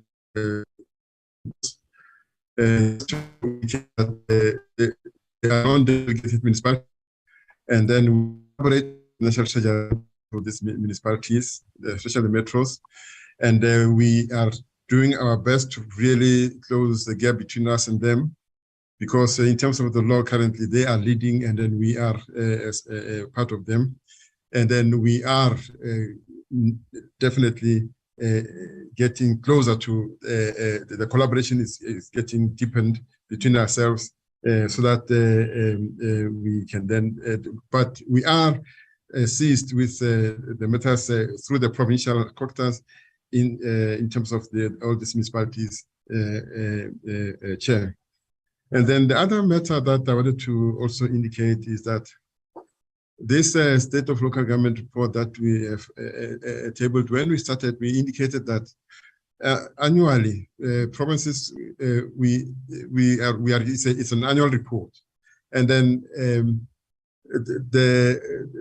the municipalities' annual cycles comes to the end in June, and then they report their section 48 reports that we do, they do 47%, is done later. They submit to us, and then we submit to Parliament.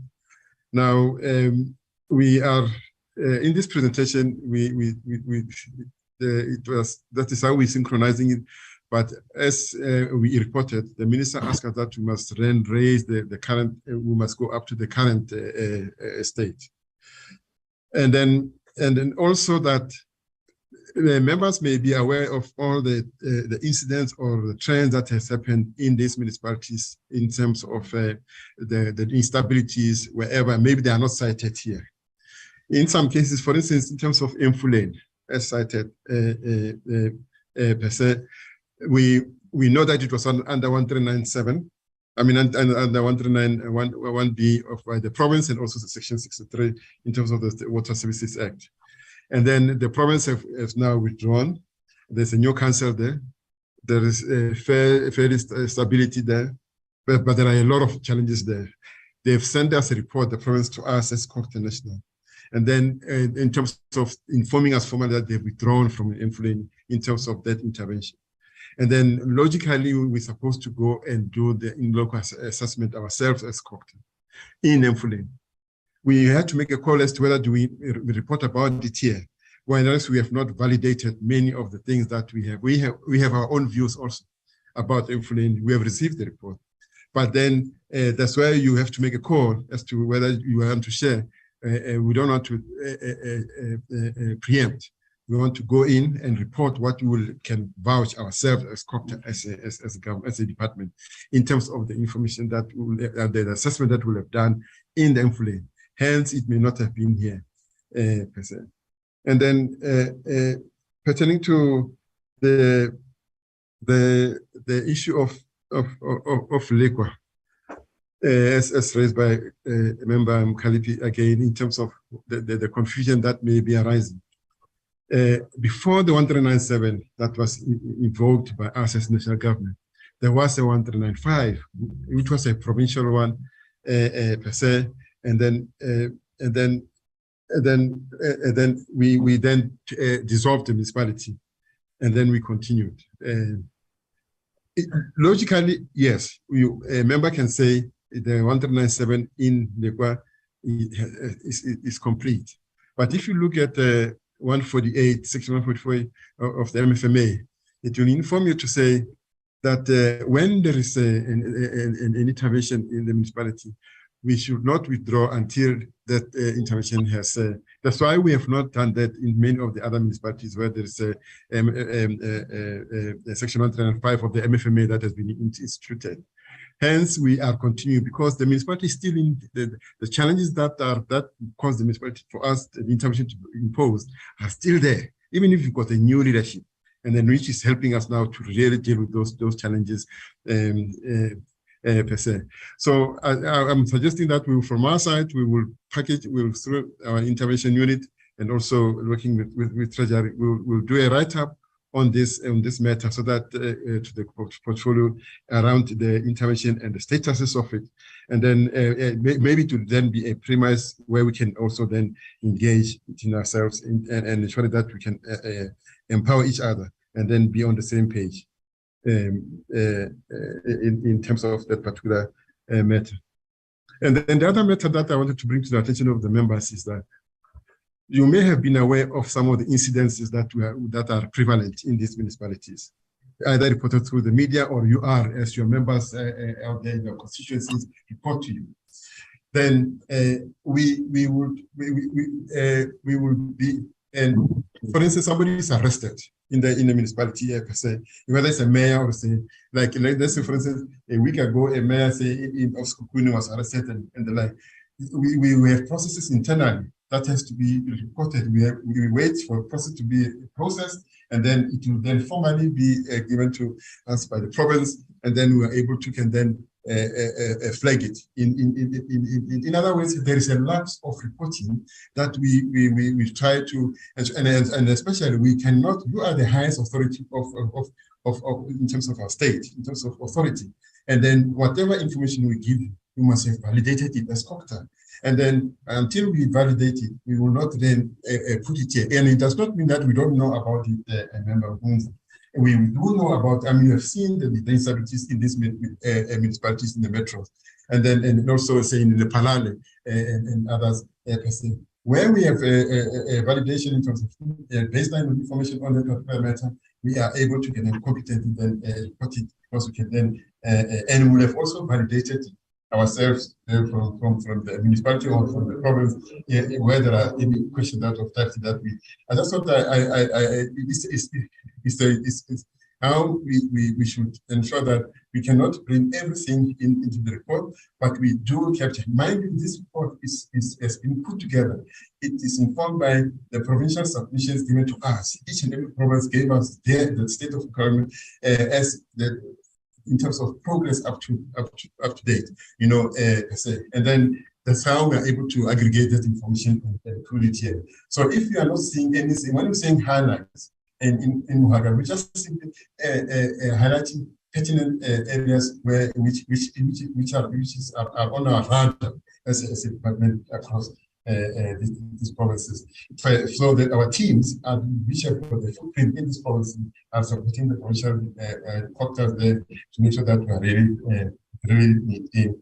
I note about the issue that the request that was made to say there must be the strategic planning session as member has alluded, and then I think Disney may talk to it, and then a member in terms of Mukondo, the issues of tender, yes, tenders are central to this. It's not tenders alone, it is a lot of other factors that are there, but tenders is one of the main factors that is causing these instabilities in the municipality. And the issues of insourcing and those are the calls that have to be made at the municipal level. Because those decisions have to have got financial implications and the like, but you would argue to say, why do you have a private security which you are paying also? Why not insourcing them? But there are risks in terms of each and every option, member.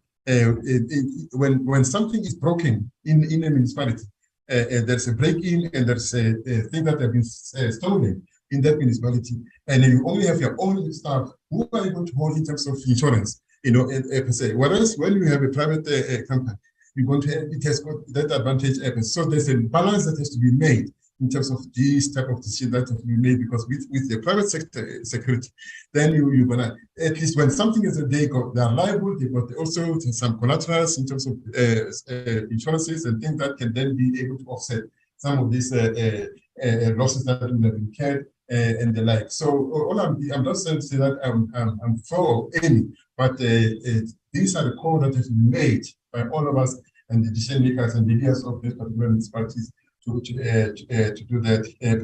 We all want to have people to be incorporated, but it also begs the issue of question, but also the issues of implications and unintended causes that it may cause. So the matter of the issue that was raised about the floods in the Chikwini, as member has also Member Kalbi has indicated, it's just safe to indicate that there is a meeting between them. There was a meeting between us and the DWS, and then there is an engagement that is underway that is dealing with this matter to try and understand and also unlock some of the blockages of why some of the responses that were supposed to have been effective in it has not been following what are the obstacles. And then we are aware of some of those obstacles, and then there is a high level that is led by our ministers to engage on these challenges that are said.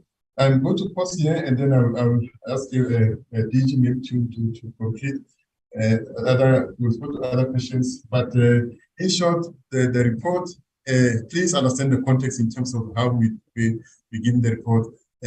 So those that are not me here, it does not mean that we don't know about them and that they're not also in. We were just simply flagging. We felt that, but we were noting all the comments that are made by members, and then we will improve. And then some of the documents that you have asked us to share with you, member, then we will, then the framework of NSRP will share them with you, and also the issue of indicators will also share with them with you. And then we will welcome another engagement maybe in the new year in terms of just making sure that we're all on the same page on this matter. But this is the context within which we have put together this report for you, committee.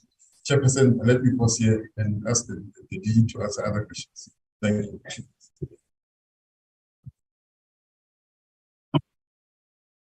Thank you, Honorable Chairperson. With your permission, perhaps just a few points to also add to what Mpho has provided. And perhaps just starting with the first question by Honorable Kalipi on the strategy of our intervention and this not being clear. I think that the proposal that has been made for us to have a strategic workshop is really warranted, and I think that during such a session we'd be able to be well placed to be able to then explain what this is and how we see it, and over and above that also get some additional inputs from the honourable members. I know that through our office we have since put a request forward to have a session with the portfolio committee, although that one was specifically also then related to CWP, but we can then see how it is that we can expand on that. Just with regards then to the point raised by Honourable Brink around the MSIP and the categorization and how and whether we are able to then provide a copy of our framework, we can most certainly provide a copy of the framework. And I think Paul also then tried to explain the incongruencies that he did pick up, but I think it relates mainly to the reporting cycle that we were reporting from June to June. And of course, we also then had included in our reporting the additional months from June to now. Then just perhaps then to also talk about the measures around how is it that we will also see improvements within the municipalities so that our approach is not subjective and deemed much more scientific. We do have a team in the department that has actually been looking at the indicators for municipalities. I will ask Mahalo just to expand on the response to that. And I think the other question that was also then raised, or the concerns is raised by Honourable Smith, and some of the suggestions that she has made. I just wanted to confirm that we concur with the suggestions, we appreciate them, and we would definitely want to also take these forward in a workshop setting. I think, Paul, then, just with regards to the department and how we are seeing ourselves in relation to how we are operating and how we are seeing our responsibility as such through the spheres. Perhaps maybe at this point, just to mention that the rationale that we actually had was to ensure that when we look at our operating model, that we place most resources at a point where we, see service delivery actually being undertaken. So as such, we have reviewed our operating model, and we have then looked at how it is that we take more staff away from what we would call our head office functions and put them directly in contact with or align them directly more to the provincial structures, because we wanted to then also integrate for a single point of entry into the province so that we will be able to strengthen our collaboration and cooperation and also strengthen our reporting through these structures. And we wanted to also ensure that we don't necessarily duplicate our effort. And as I said, also maximize the little resources that we do currently also have as a department. And we, as honorable members, would also be aware, we are a department that does not have too many staff. We actually have a count of less than 500 people, and we are really trying to maximize based on what we have at the moment. So with your permission, Chair, I would just like to ask Mohanwa then to expand on the indicators and how we are in the process of aligning those back to our MSIPs. If she could just expand on that. Thank you, Chair, Honorable Chair. Thank you. Does it mean the end, Honorable Deputy Minister? Any comment? Thank you very much, Honorable Chair. I actually would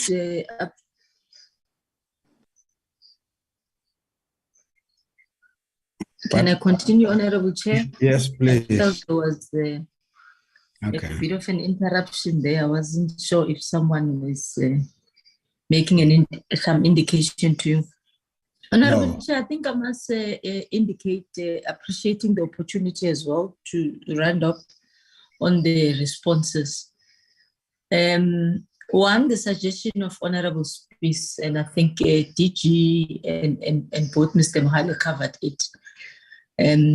I might have missed it, or maybe it might have happened at the time while I was still in transit from another area of the sphere to the department. And I think it is ideally, Chair, a grand opportunity for us to sit on the table and agree on what could be the parameters. Maybe not necessarily agree, but define and properly have a way on how would you measure the 5 key elements which makes or create the table of categorization as indicated in the presentation by Mr. Mohale.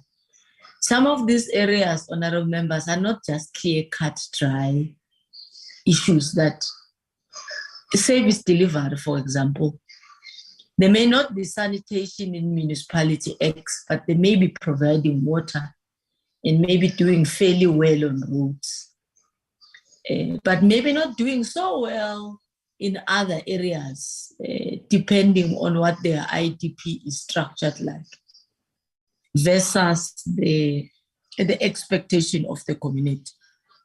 But also what we also highlighted as a ministry that, for example, in what Honorable Brink is raising with Midval, yes, 5, 6 clean audits in a row.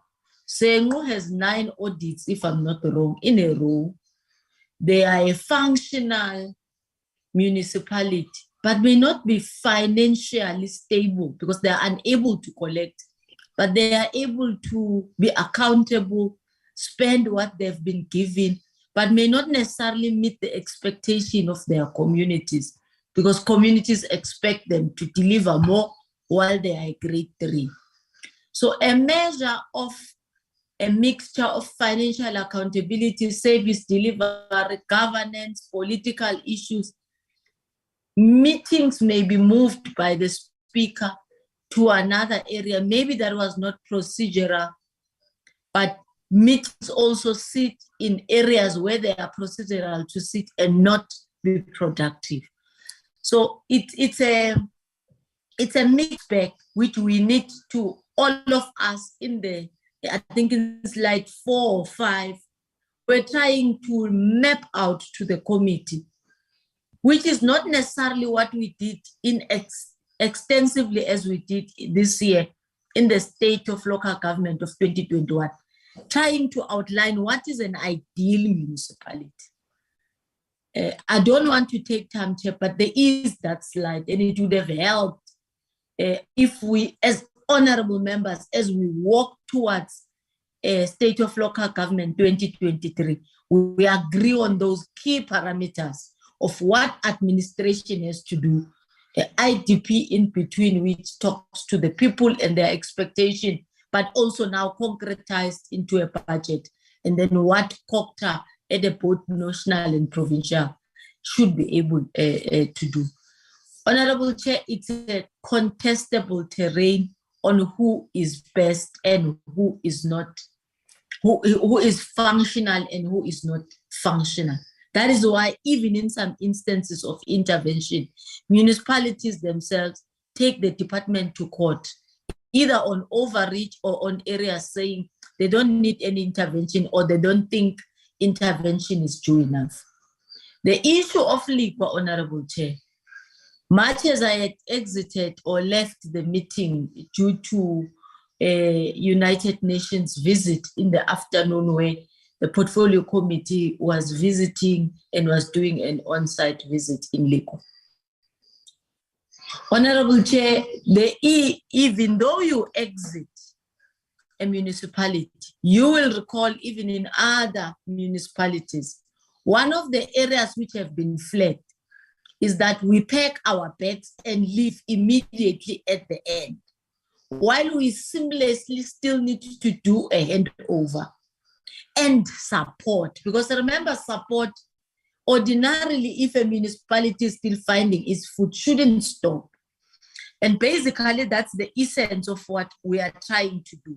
That is why in Mangaung as well, we are saying they will appoint, correctly so, as council, their section 56 and 57, but COCTA will not immediately remove. There is a timeline which we have been working on with council to ensure that Mr. Mutlashuping from National COCTA assist the municipality with the phase-in, or the leadership of the municipality in the administration with the phase-in, and then we are able to allow them to run. So we also may have to harmonize this, maybe flagging the responsibilities as constitutionally mandated or legislated mandated for COCTA and National Treasury, so that we avoid this confusion. But we may also be mindful that Likwas, Inokumkichimazu, and Mangaung, where the directives were coming straight from the courts, they have not necessarily been areas which we have been able to harness very well, even when the legislation is well cut off. I think the documentation, Chair, that we have proposed that we will submit, Honorable Brink requested some. Mr. Morale made a commitment also on defining key on some of the areas. With your permission and the committee, we would like to suggest possibly that by the end of next week, because we still have an engagement in Mudimule towards the end of this week as well, so that we utilize the week at the beginning to concretize a touch base with the minister, and then to be able for her to send the information from the ministry to responding to issues that were raised and requested by the honorable members in the portfolio. Thank you, Chair. That's how I sum up the first part of our presentation. Thank you very much. Thank you very much. Can we now allow follow-ups. I see the end of Honorable Brink. Like I indicated, I'm not sure if it is a historical hand, will be followed by Honorable Kalipi. Honorable Brink. It looks like it's a historical hand. Honorable Kalipi. Thank you very much, Chair. Yes, it's not a historical hand on my side, Chair. Oh, I know that one. I'm talking about Honorable Brink. Okay, Chair. No, it's fine, Chair. Thanks very much. Chair, I think it must be also noted that we are not happy, as much as the DM has tried by all means to clarify some of the issues. If you realize the DG didn't even attempt to come and respond on my question, because I'm saying for the whole purpose of the presentation, let us get things correctly. First thing first, the department does not have capacity. So the DG must demonstrate to us that no, we do have a capacity. We are raising pertinent issues of the very experienced staff members who can assist us as a department to ensure that there's service delivery in municipalities, but they are leaving the department. And we raise it here in Parliament. This is a platform that we raise issues and needs to be attended to. And she does not even attempt to say to us, no, rest assured, we're in the right track. He's telling us about the strategic workshop, of which there is not even a proposed date for that strategic workshop. And when we go on recess this year, next year, it will be business as usual. So we must not waste our time. And the department must not waste our time. When we come here, we really want to deal with issues that are affecting our people, as other members were saying. So coming here with this is a very important report that all of us, we're supposed to have a clear map forward on how to intervene on those municipalities. I'm saying to you, Chairperson, the floods have exposed the department. Even here, Chairperson, if I can ask the department through the DG, when you were failing to coordinate with all those municipalities that were affected.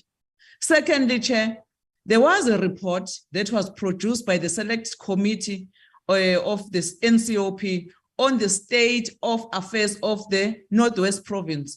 But day in, day out, the Northwest Province is getting worse day by day. That report is old, and I'm sure it's gathering the dust, and the department is still studying that report. So I don't understand that selective amnesia of the department when it comes to intervention on municipalities. Because if there is no selective amnesia for the department, Northwest should be supposed to be under Section 100 by now. Because there is no province called Northwest. Everything is deteriorating in Northwest, everything. And we are saying that you are coming up with a solution as intervention as per that summit or whatever, as a cabinet resolution to say that no, DDM is a solution. I'm demonstrating to you that would come here at eThekwini municipalities is not part of this 66 or 64 dysfunctional municipalities, but is one of the municipalities that you perceive as a progressive municipality. I'm telling you, Chair, just one example, small example, the Department of Water, they are failing to fix if there's a water leak, the leakage of water, they are taking 5 days to come and fix that thing. So you tell me that that municipality is not dysfunctional. Please come with a really strategic and intervention of how are we going to save these municipalities, not this thing that you are presenting here, DM. This thing is not going to help us.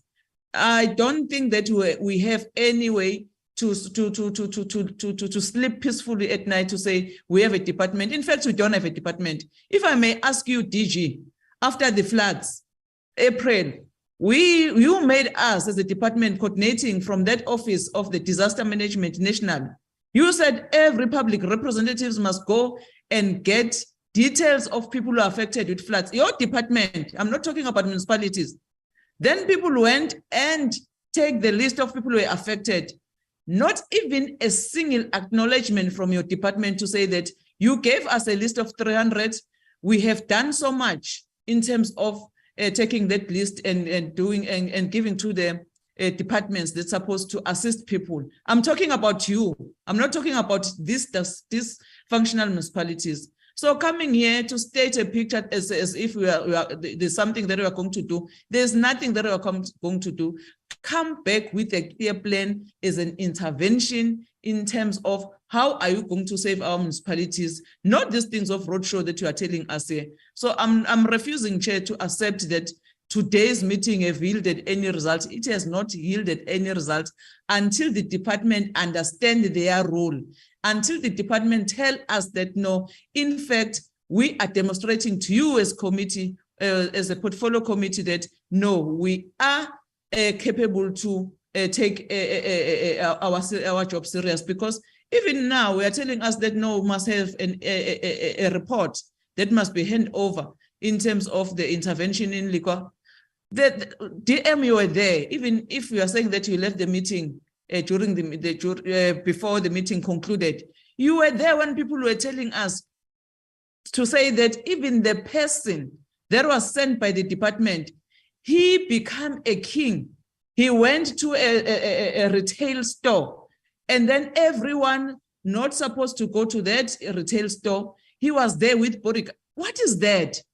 And no one seems to want to clarify those things to us as a portfolio committee to say, why would you send an administrator in Likwa and he becomes the king of the jungle? When you go to buy a bread, everything must come to a standstill, and then he must be accompanied by a bodyguard. What madness is that? So, Chairperson, I think also our program going forward next year, we must tap to these issues if we want to be taken serious, because we are taken for a ride by the department here. Thank you very much, Chair. Thank you, Honorable Member. I see no other hands. Then can we respond to the last questions? GM and Tim. Thank you very much, Honorable Chair. Thank you, Honorable Kalipi, for the follow-up.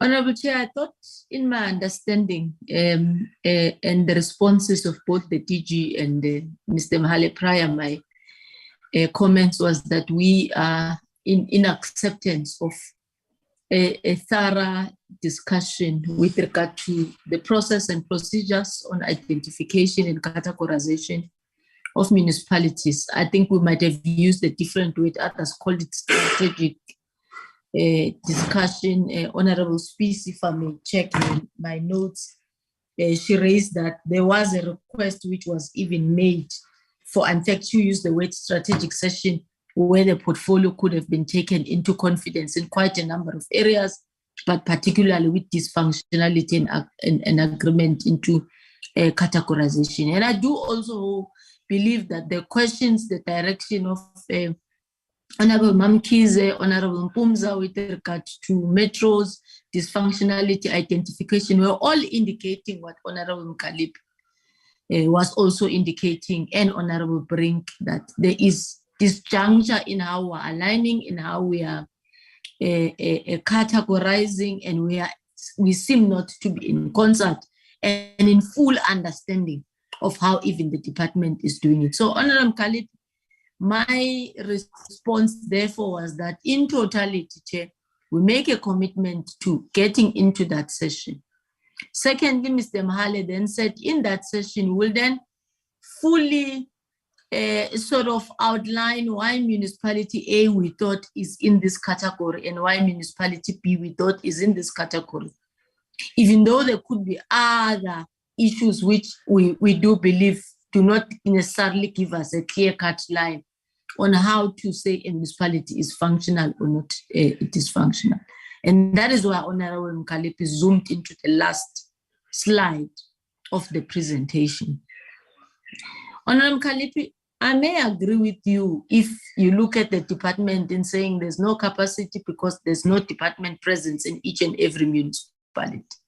But I do believe that is not our mandate, and the legislation could also possibly assist. What we are trying to do, and the new structure, which possibly the DG in that session may then outline even thoroughly, than what she did today, is to indicate that we have then done and moved in a direction of provincial deployments from COCTA at national to assist the part of the rapid response team or the early response teams of provinces, which assist not only in 139, but also in section 154.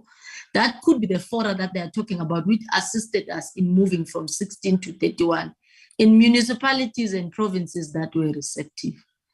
Yes, we do not have the capacity to be present in each and every municipality. And the design currently of COCTA is not necessarily that, because municipalities are fiduciary responsibilities themselves and executive powers. They must govern, but of course must be assisted in line with the IGR framework. On the issues of disaster, which are an example, and the issue of the pilot, yes, Honorable Chair, difficulties have been outlined in the floods of April, May in KwaZulu-Natal, and have also proven the difficulties. But as we were reporting through NDMC in the previous portfolio, we had shown the program that is outlined, the payments and all that have been made. Yes, there will still be room, and Dr. Stolle is here in this meeting. There will still, and I think he is noting the issues, is our new head of NDMC after the departure of Dr. Tao. We will make improvements. eThekwini, yes, is one of our DDM pilots, DDM pilot sites, the other one being OR Tambo and Waterberg. There are learnings which came out. In fact, as in Monday or Friday, we were working and signing and releasing a discussion on terms of institutionalizing of DDM, with learnings and shortcomings which we have improved on coming from these three sides. And a pilot is about to identify what is good and bad so that you could be able to plan better and then institutionalize the issues. One of the key problems, for example, if DDM is not institutionalized, some municipalities are viewing it as a by the way, we do not want to do it, but also equally departments. So earlier on, DG, not in today's presentation, some other previous presentations, try to highlight the district hubs and the one plans linking into the district hubs and the responsibilities of other functional or sectional departments. And this is where this is heading to. So maybe Honorable Mkhaliphi, as a pilot and a learning curve, and look into the measures of what do they have or what should be the standard. And MISA is dealing with assisting not only at eThekwini but across the globe. What are standards of service delivered? For how long must a pothole take after it has been received as a complaint, for example, right up to the development of municipalities starting to have customer satisfaction survey, where you ask your residents, are we servicing you? That's the ideal municipality that will, but it cannot happen in a day, honorable members, but there are processes and systems in place. And I do, Chair, as I conclude, receive the warmly so the suggestion of the session. And I would suggest, Chair, that we plan it together with the committee so that we hit on the right notes on what the committee would want to be the agenda, for example, beyond logistics, but so that the content is driven by ideally what all of us at the end of it all will say, this is the direction on how to build a municipality. Thank you, Chair.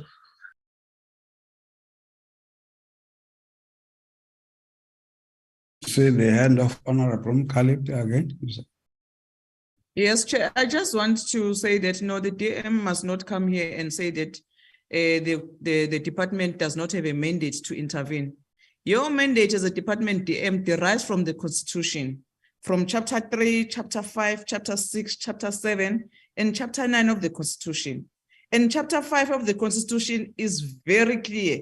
It says that this chapter deals with national intervention in provincial administration when a province cannot and does not fulfill an executive obligation in terms of the Constitution or legislation. So the department have a mandate to intervene. So as a way forward, Chair, let us have that strategic workshop as proposed, but with clear timelines so we can take each other and then understand each other. And then we must have a way forward on how to go forward instead of coming and defend something that is indefensible here. Because we can't allow a situation whereby the department, firstly, it was the minister. When we press on the minister to say that the department is lacking in terms of intervention, and the minister quickly said to us, we must not even paint a picture that the department is a municipality. Now is the DM saying they don't have a mandate. You do have a mandate. Go and check your constitution, which is very clear in terms of the provision and chapters. How is the department is expected to intervene? So if we can come here as a department and then waffle and then waste our time here, we are not going to allow that going forward. Tina, we are here as activists, as members of parliament, who's supposed to represent people who does not have water, who does not have electricity, who are swimming in poverty, while there is a legislation and the constitution that's supposed to protect those people. Thank you very much, Chairperson. Thank you. Yes, I think there's consensus in terms of a follow-up session where we can contract. When I say contract, our responsibility as members of parliament is to do oversight, but we can't oversight on issues that we have not really understood each other properly. So I think this is what we're teasing out, and I think we all agree, one, that there are challenges of instability in municipalities, and that cannot be allowed to continue not being addressed. And we can't throw it in the air and say we don't know who should be intervening there. Now there are interventions, and I think these interventions, in some instances, we are told they are not being accepted. We can't throw our hands into the air and say those we are intervening, where they have got responsibility. If they don't accept it, what needs to be happening? So I'm sure this strategic session we are talking about should actually help us to understand all those. If there's instability, who is going to do what, when? If there are interventions and people not accepting those, who is going to do what, when? And when I say when, that's where we come in as members of the portfolio committee, and equally the impact of such interventions on the people themselves now in terms of service delivery. I think we agree on the issue of categorization, some refinement there. And if there's anything that we might not know, as requested, it can be submitted. But if it should form part of those that strategic session, that's still fine. And I'm sure there are areas where everybody wants to assist local government. One, we hear that National Treasury, in terms of that first group of 43 financially distressed municipalities, even that one, if we can have a sense as to what is being done, progress, challenges, and what needs to be done. In terms of Section 154, we are told there's a new operating model, and I think where members are correct is when they ask if it works in KZN and does not work in the other provinces. What is the problem? By implication, there should be some framework that guides all provinces. And such framework, the national department should make sure that that framework gets implemented. whether it will have variations in terms of the provinces. There's this Lekgotla resolutions on local government by cabinet. By implication, there should have been an implementation strategy to say we want to see a difference on the basis of the resolutions. These cabinet resolutions on ideal municipality. So in other words, I think this strategic session should begin to help us to understand what we should be looking for as the portfolio committee, so that in the end, we see the difference. It is correct. You see, if we hear the department saying there's defiance by a council in Inokum Gijima, defying a cabinet decision to institute section 139, subsection 7. And we are seemingly not sure what needs to be done, then we are in trouble. And I think that cannot be accepted. Otherwise, would be a laughingstock in the whole country if we were to allow government to be defied for reasons that we don't know, and no action gets taken. So hence this strategic session would be very important to take us on board to understand some of this, but also us, we will not just be taken on board to understand. We will also be, say, we are making laws. Are these laws inadequate to address some of these challenges? Are these laws being implemented to the latter? So that's basically that. If there's a gap, I'm sure it then comes into this next item that we should be getting into. I thought I was closing the meeting. I'm just closing this one. But let's hear now. I think basically the strategic session would help us to have a not common understanding, because responsibilities might differ. And but at least if we are taken on board in order for us to ask questions that in the end will benefit members of the public. I think let's stop that one. Let's move to the next item, the briefing, which I believe might not be that long, on the bill, this outstanding bill that I said initially. Everybody is beginning to be concerned. It's the committee, now the Auditor General. And can you take us on board in terms of understanding where are we? Over to you, Honorable Deputy Minister. Thank you, Honorable Chair, and thank you once more for a sound wrap-up on the first item. Honorable Chair, as I indicated earlier on, we are going to request, of course, with your permission, Tshepo from the department to take us through. Yes, Chair, it's going to be not very short. I think it's about 13 slides or so, just to keep the committee up to speed with regard to the status quo of the bill. With that being said, Chair, not to waste much time, with your permission, may I then hand over. I see the presentation is already flighted for the members of the committee. Thank you very much.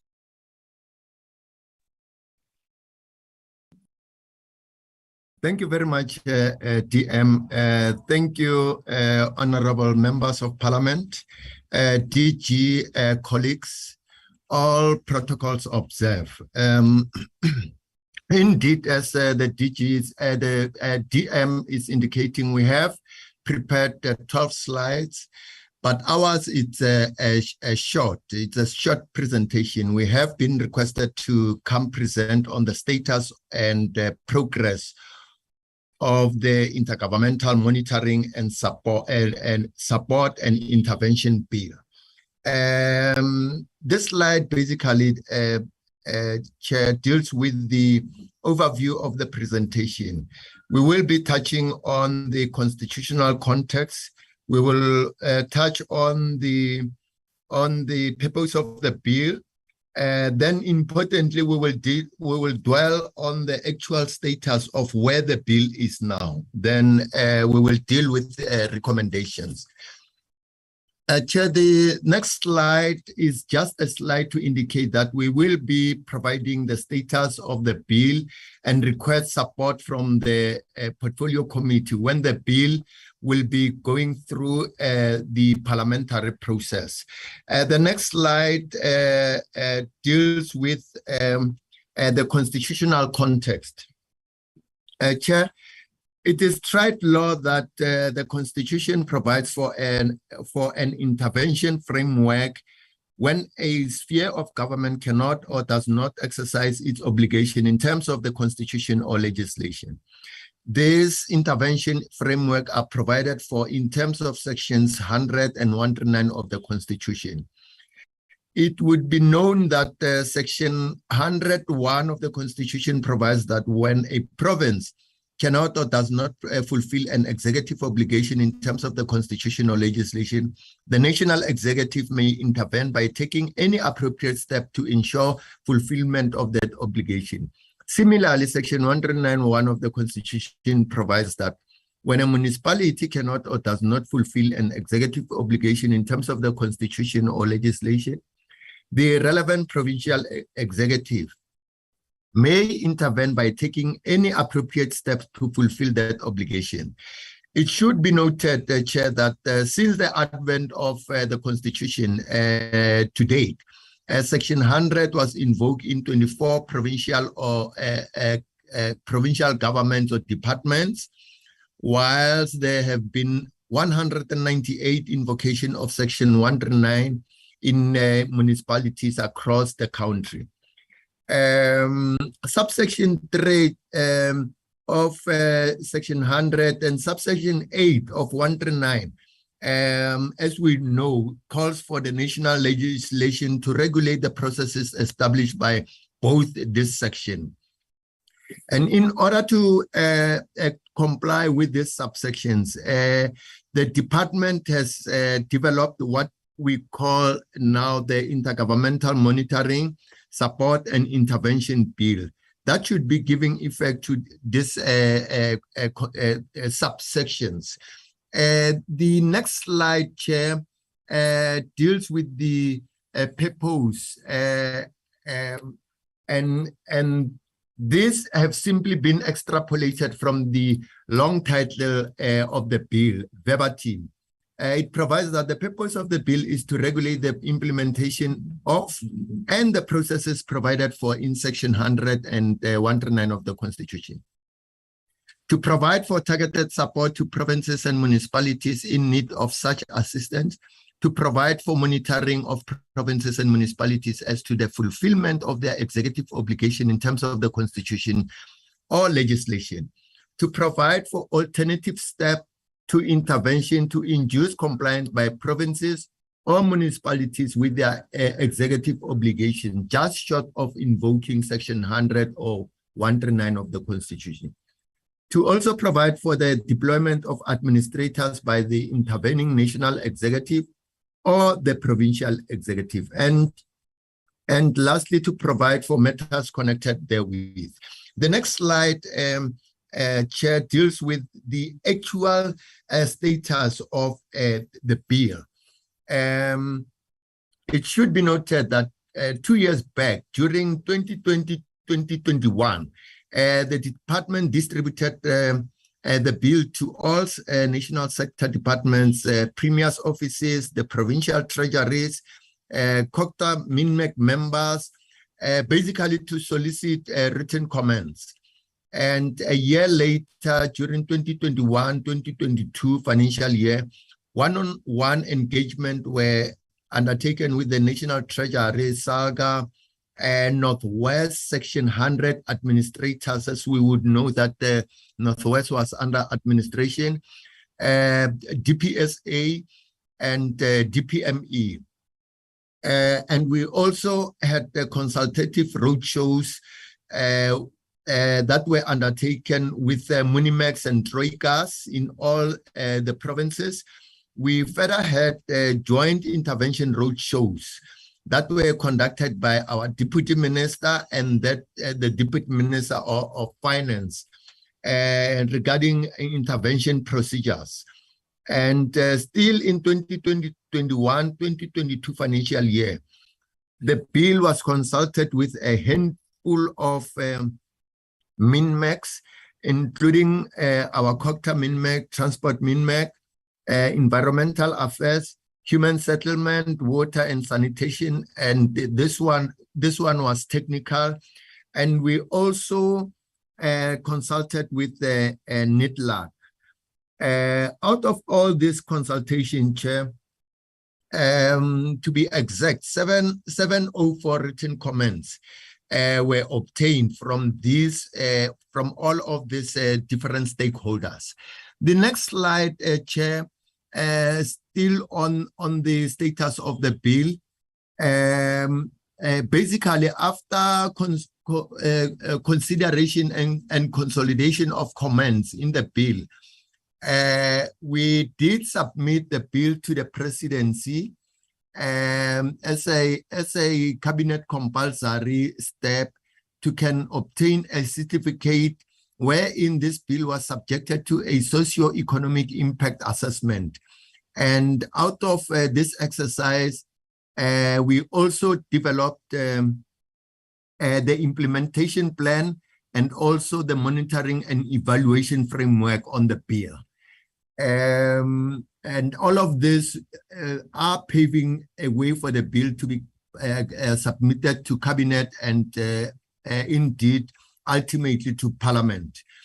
On the other hand, basically the bill was supposed, in fact, was submitted to the state law advisor to test the constitutional compliance of the bill in terms of whether it complies with our constitution. And indeed, we had some engagement with the state law advisor, and ultimately in January 2022, the state law advisor issued a compliance certificate. And then 2 weeks ago, Chair, I must say, the bill did serve before the Governance, State Capacity and Institutional Development on the 16th of November. And on the 24th of November this month, this was followed by serving the bill before the DG's cluster. And we can safely confirm here that yesterday, 29 November, the bill served before the ministerial cluster. The next slide basically also indicate that once the bill is approved by cabinet, it will then be published for public comments between January and March 2023.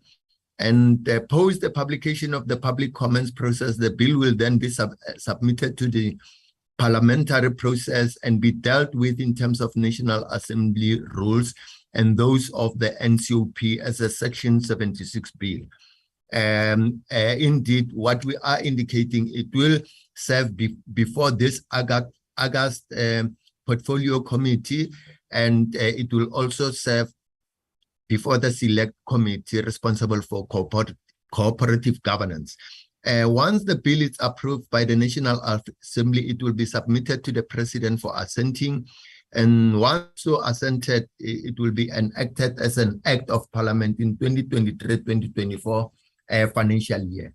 Chair, the next two slides basically, what they do, they are a reflection of the above narrative. It's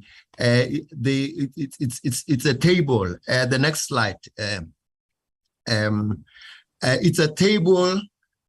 Basically, that is a repetition of previous slides that we've indicated. Just to indicate on one that we had consultation, on two, we had also consultation with the MINMEX and Troikas and all between April and August 2021. On 3, after obtaining written inputs, the bill was subjected to a constitutional compliance test, and it was submitted to the State Law Advisor in October 2021.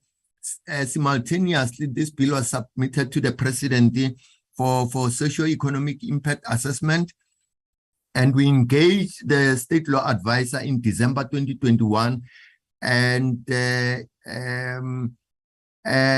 in February, basically, January, the bill was issued with a compliance certificate from the State Law Advisor. In terms of the next slide, we are saying in March 2022, also we obtained a certificate from the Presidency in regard to the socio-economic impact assessment, and again we obtained another one in September. Now, in terms of 10, as we did indicate on the 16th of November, this bill served before the governance, state capacity and institutional development technical structure cluster rather, and on 24 it served before the DGIS cluster, and yesterday it served before the ministerial cluster, and indeed it shows that then the bill with its concomitant document will be submitted to cabinet.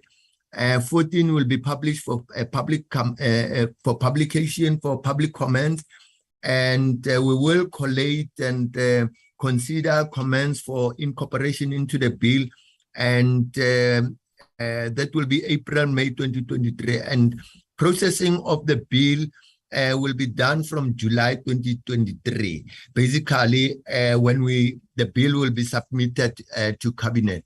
In terms of the next slide, Chair, we are saying we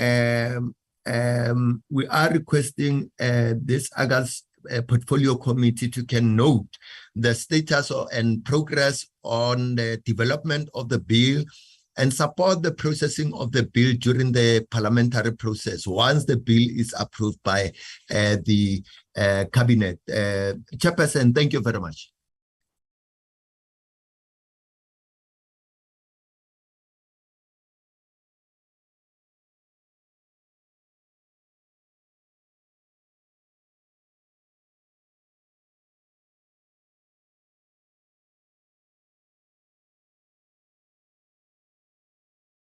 Where's the chair? I'm also there. I'm there. I didn't know it just ended like that. Honorable members, I think you're right. It's your hands now that must speak to this item. Honorable Kalipi, Honorable Brink, I see those two hands. Oh, thank you very much. Kalipi. Yeah, thank you very much, Honorable Chair. Chair, I just have two questions. I'm worried because we are coming from a hot debate in terms of the state of the municipalities. And this bill will help us a lot once it has become an act of parliament, because we can have teeth as the department to bite.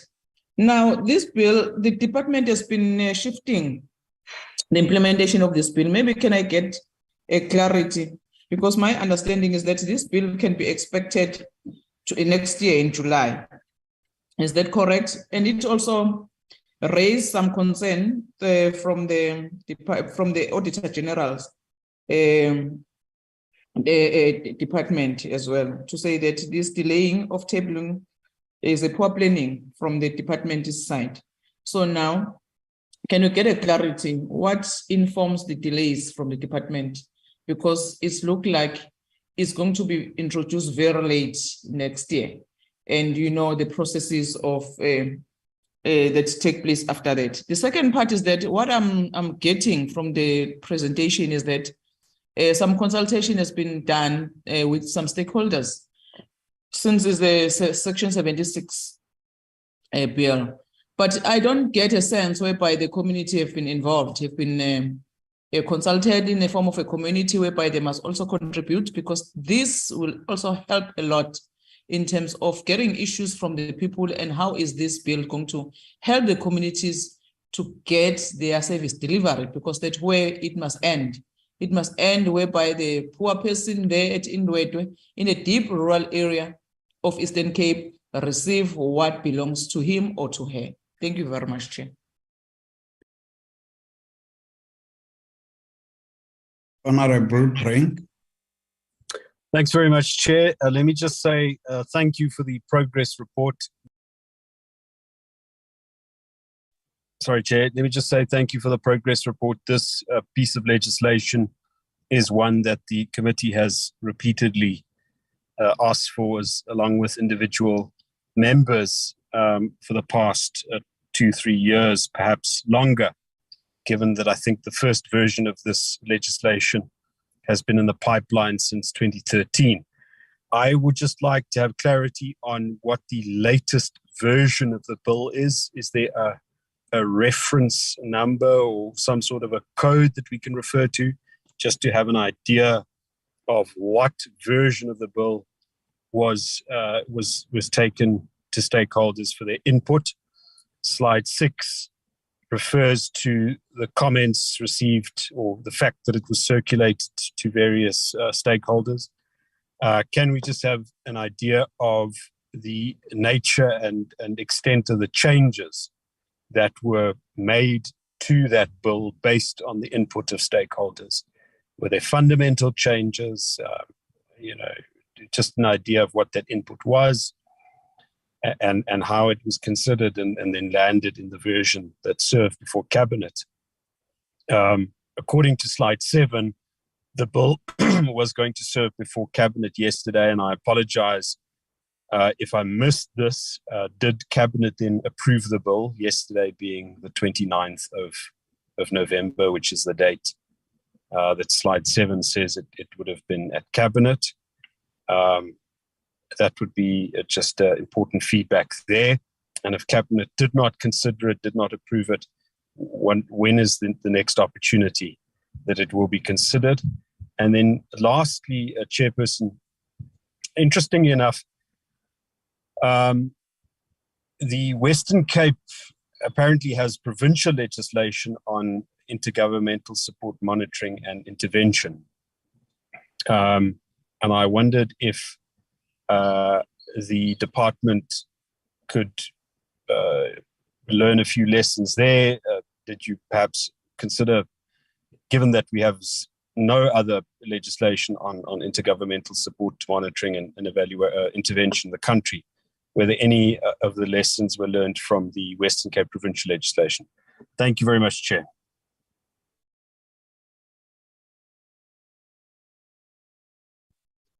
Yes. Are you true, Honorable Brink?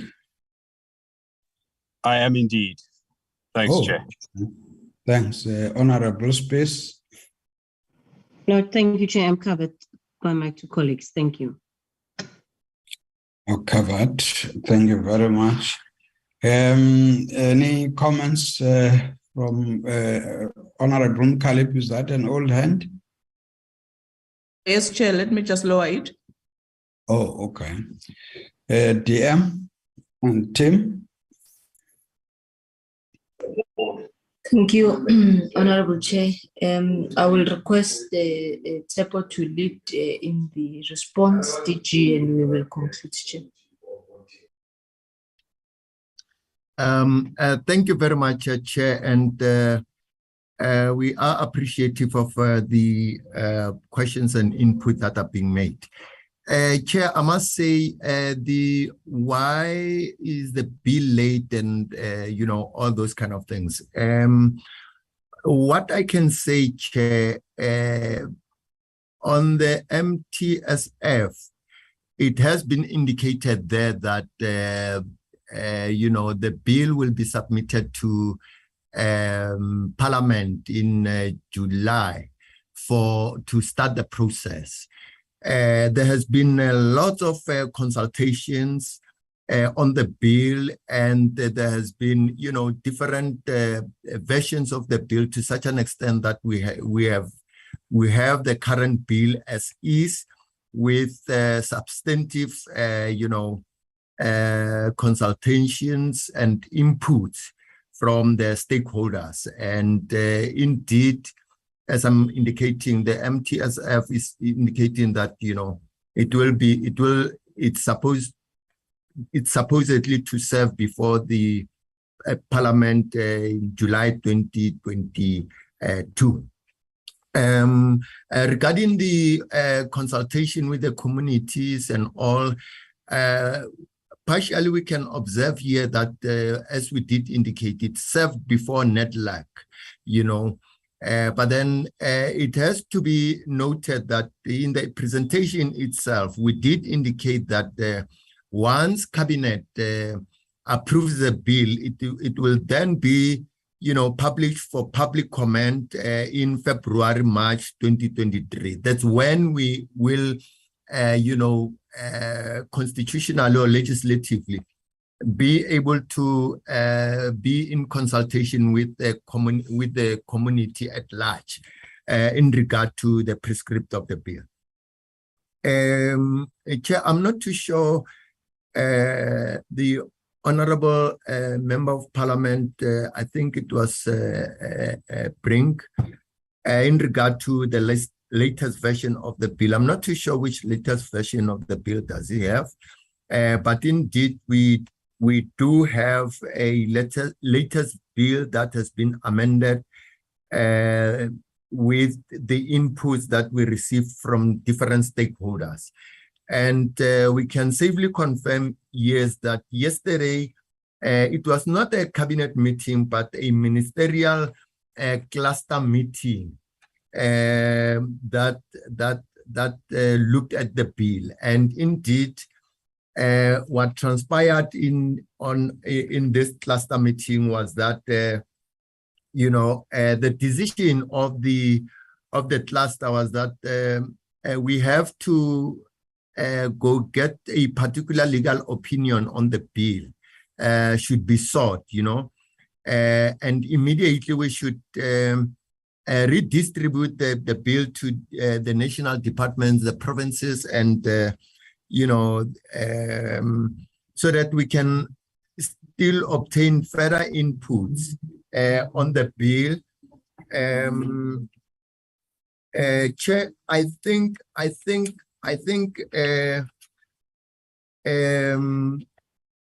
yes, in regard to the benchmarking with the Western Cape, I guess it's the intervention framework. Yes, indeed, what we are calling for, and we've been calling for, we did send also to the Premier's office in the Western Cape and the provincial treasury before and the provincial copter to solicit comments on the bill. But then the comments that by and large came from the Western Cape was more of a reject of the bill, to say that the bill it allows for more intrusion in the provinces and municipalities that are not allowed. Then there is this issue that what kind of probably comments that we obtained from stakeholders, we categorize them basically, and at a high level, we are showing on the screen. Can we put it on the screen, Chair, and share with you a slide that deals with the comments that we obtained previously on the bill? Yes, you can do that. Thank you, Chair. We're trying to share the screen. I'm not too sure if the yes, thank you.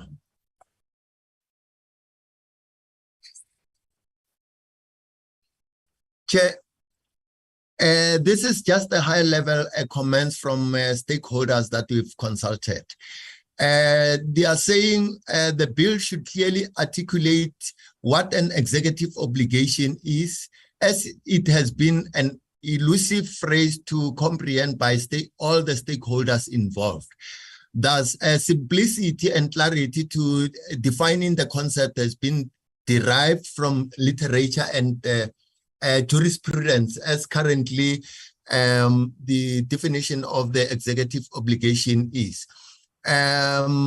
There's been emphasis has been on the delineation of the different processes for different modes of intervention provided for in the Constitution. Thus, a clear process for the invocation of Section 101A and 1B, Section 1391A, B, C, subsection 4, subsection 5, and subsection 7. That is to say, they must have their own different mode or processes, and basically be a simplified processes and procedures.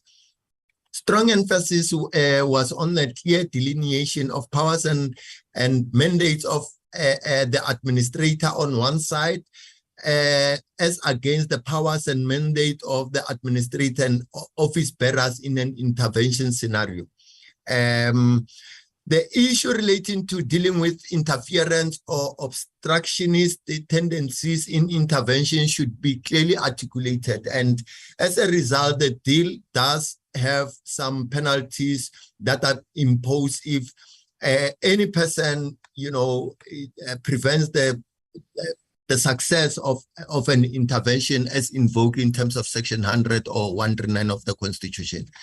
Emphasis was also on providing a role for different stakeholders in the bill, including the creation of a national coordinating committee that will cater for the invocation of Section 100 once it's invoked in a province or a provincial department.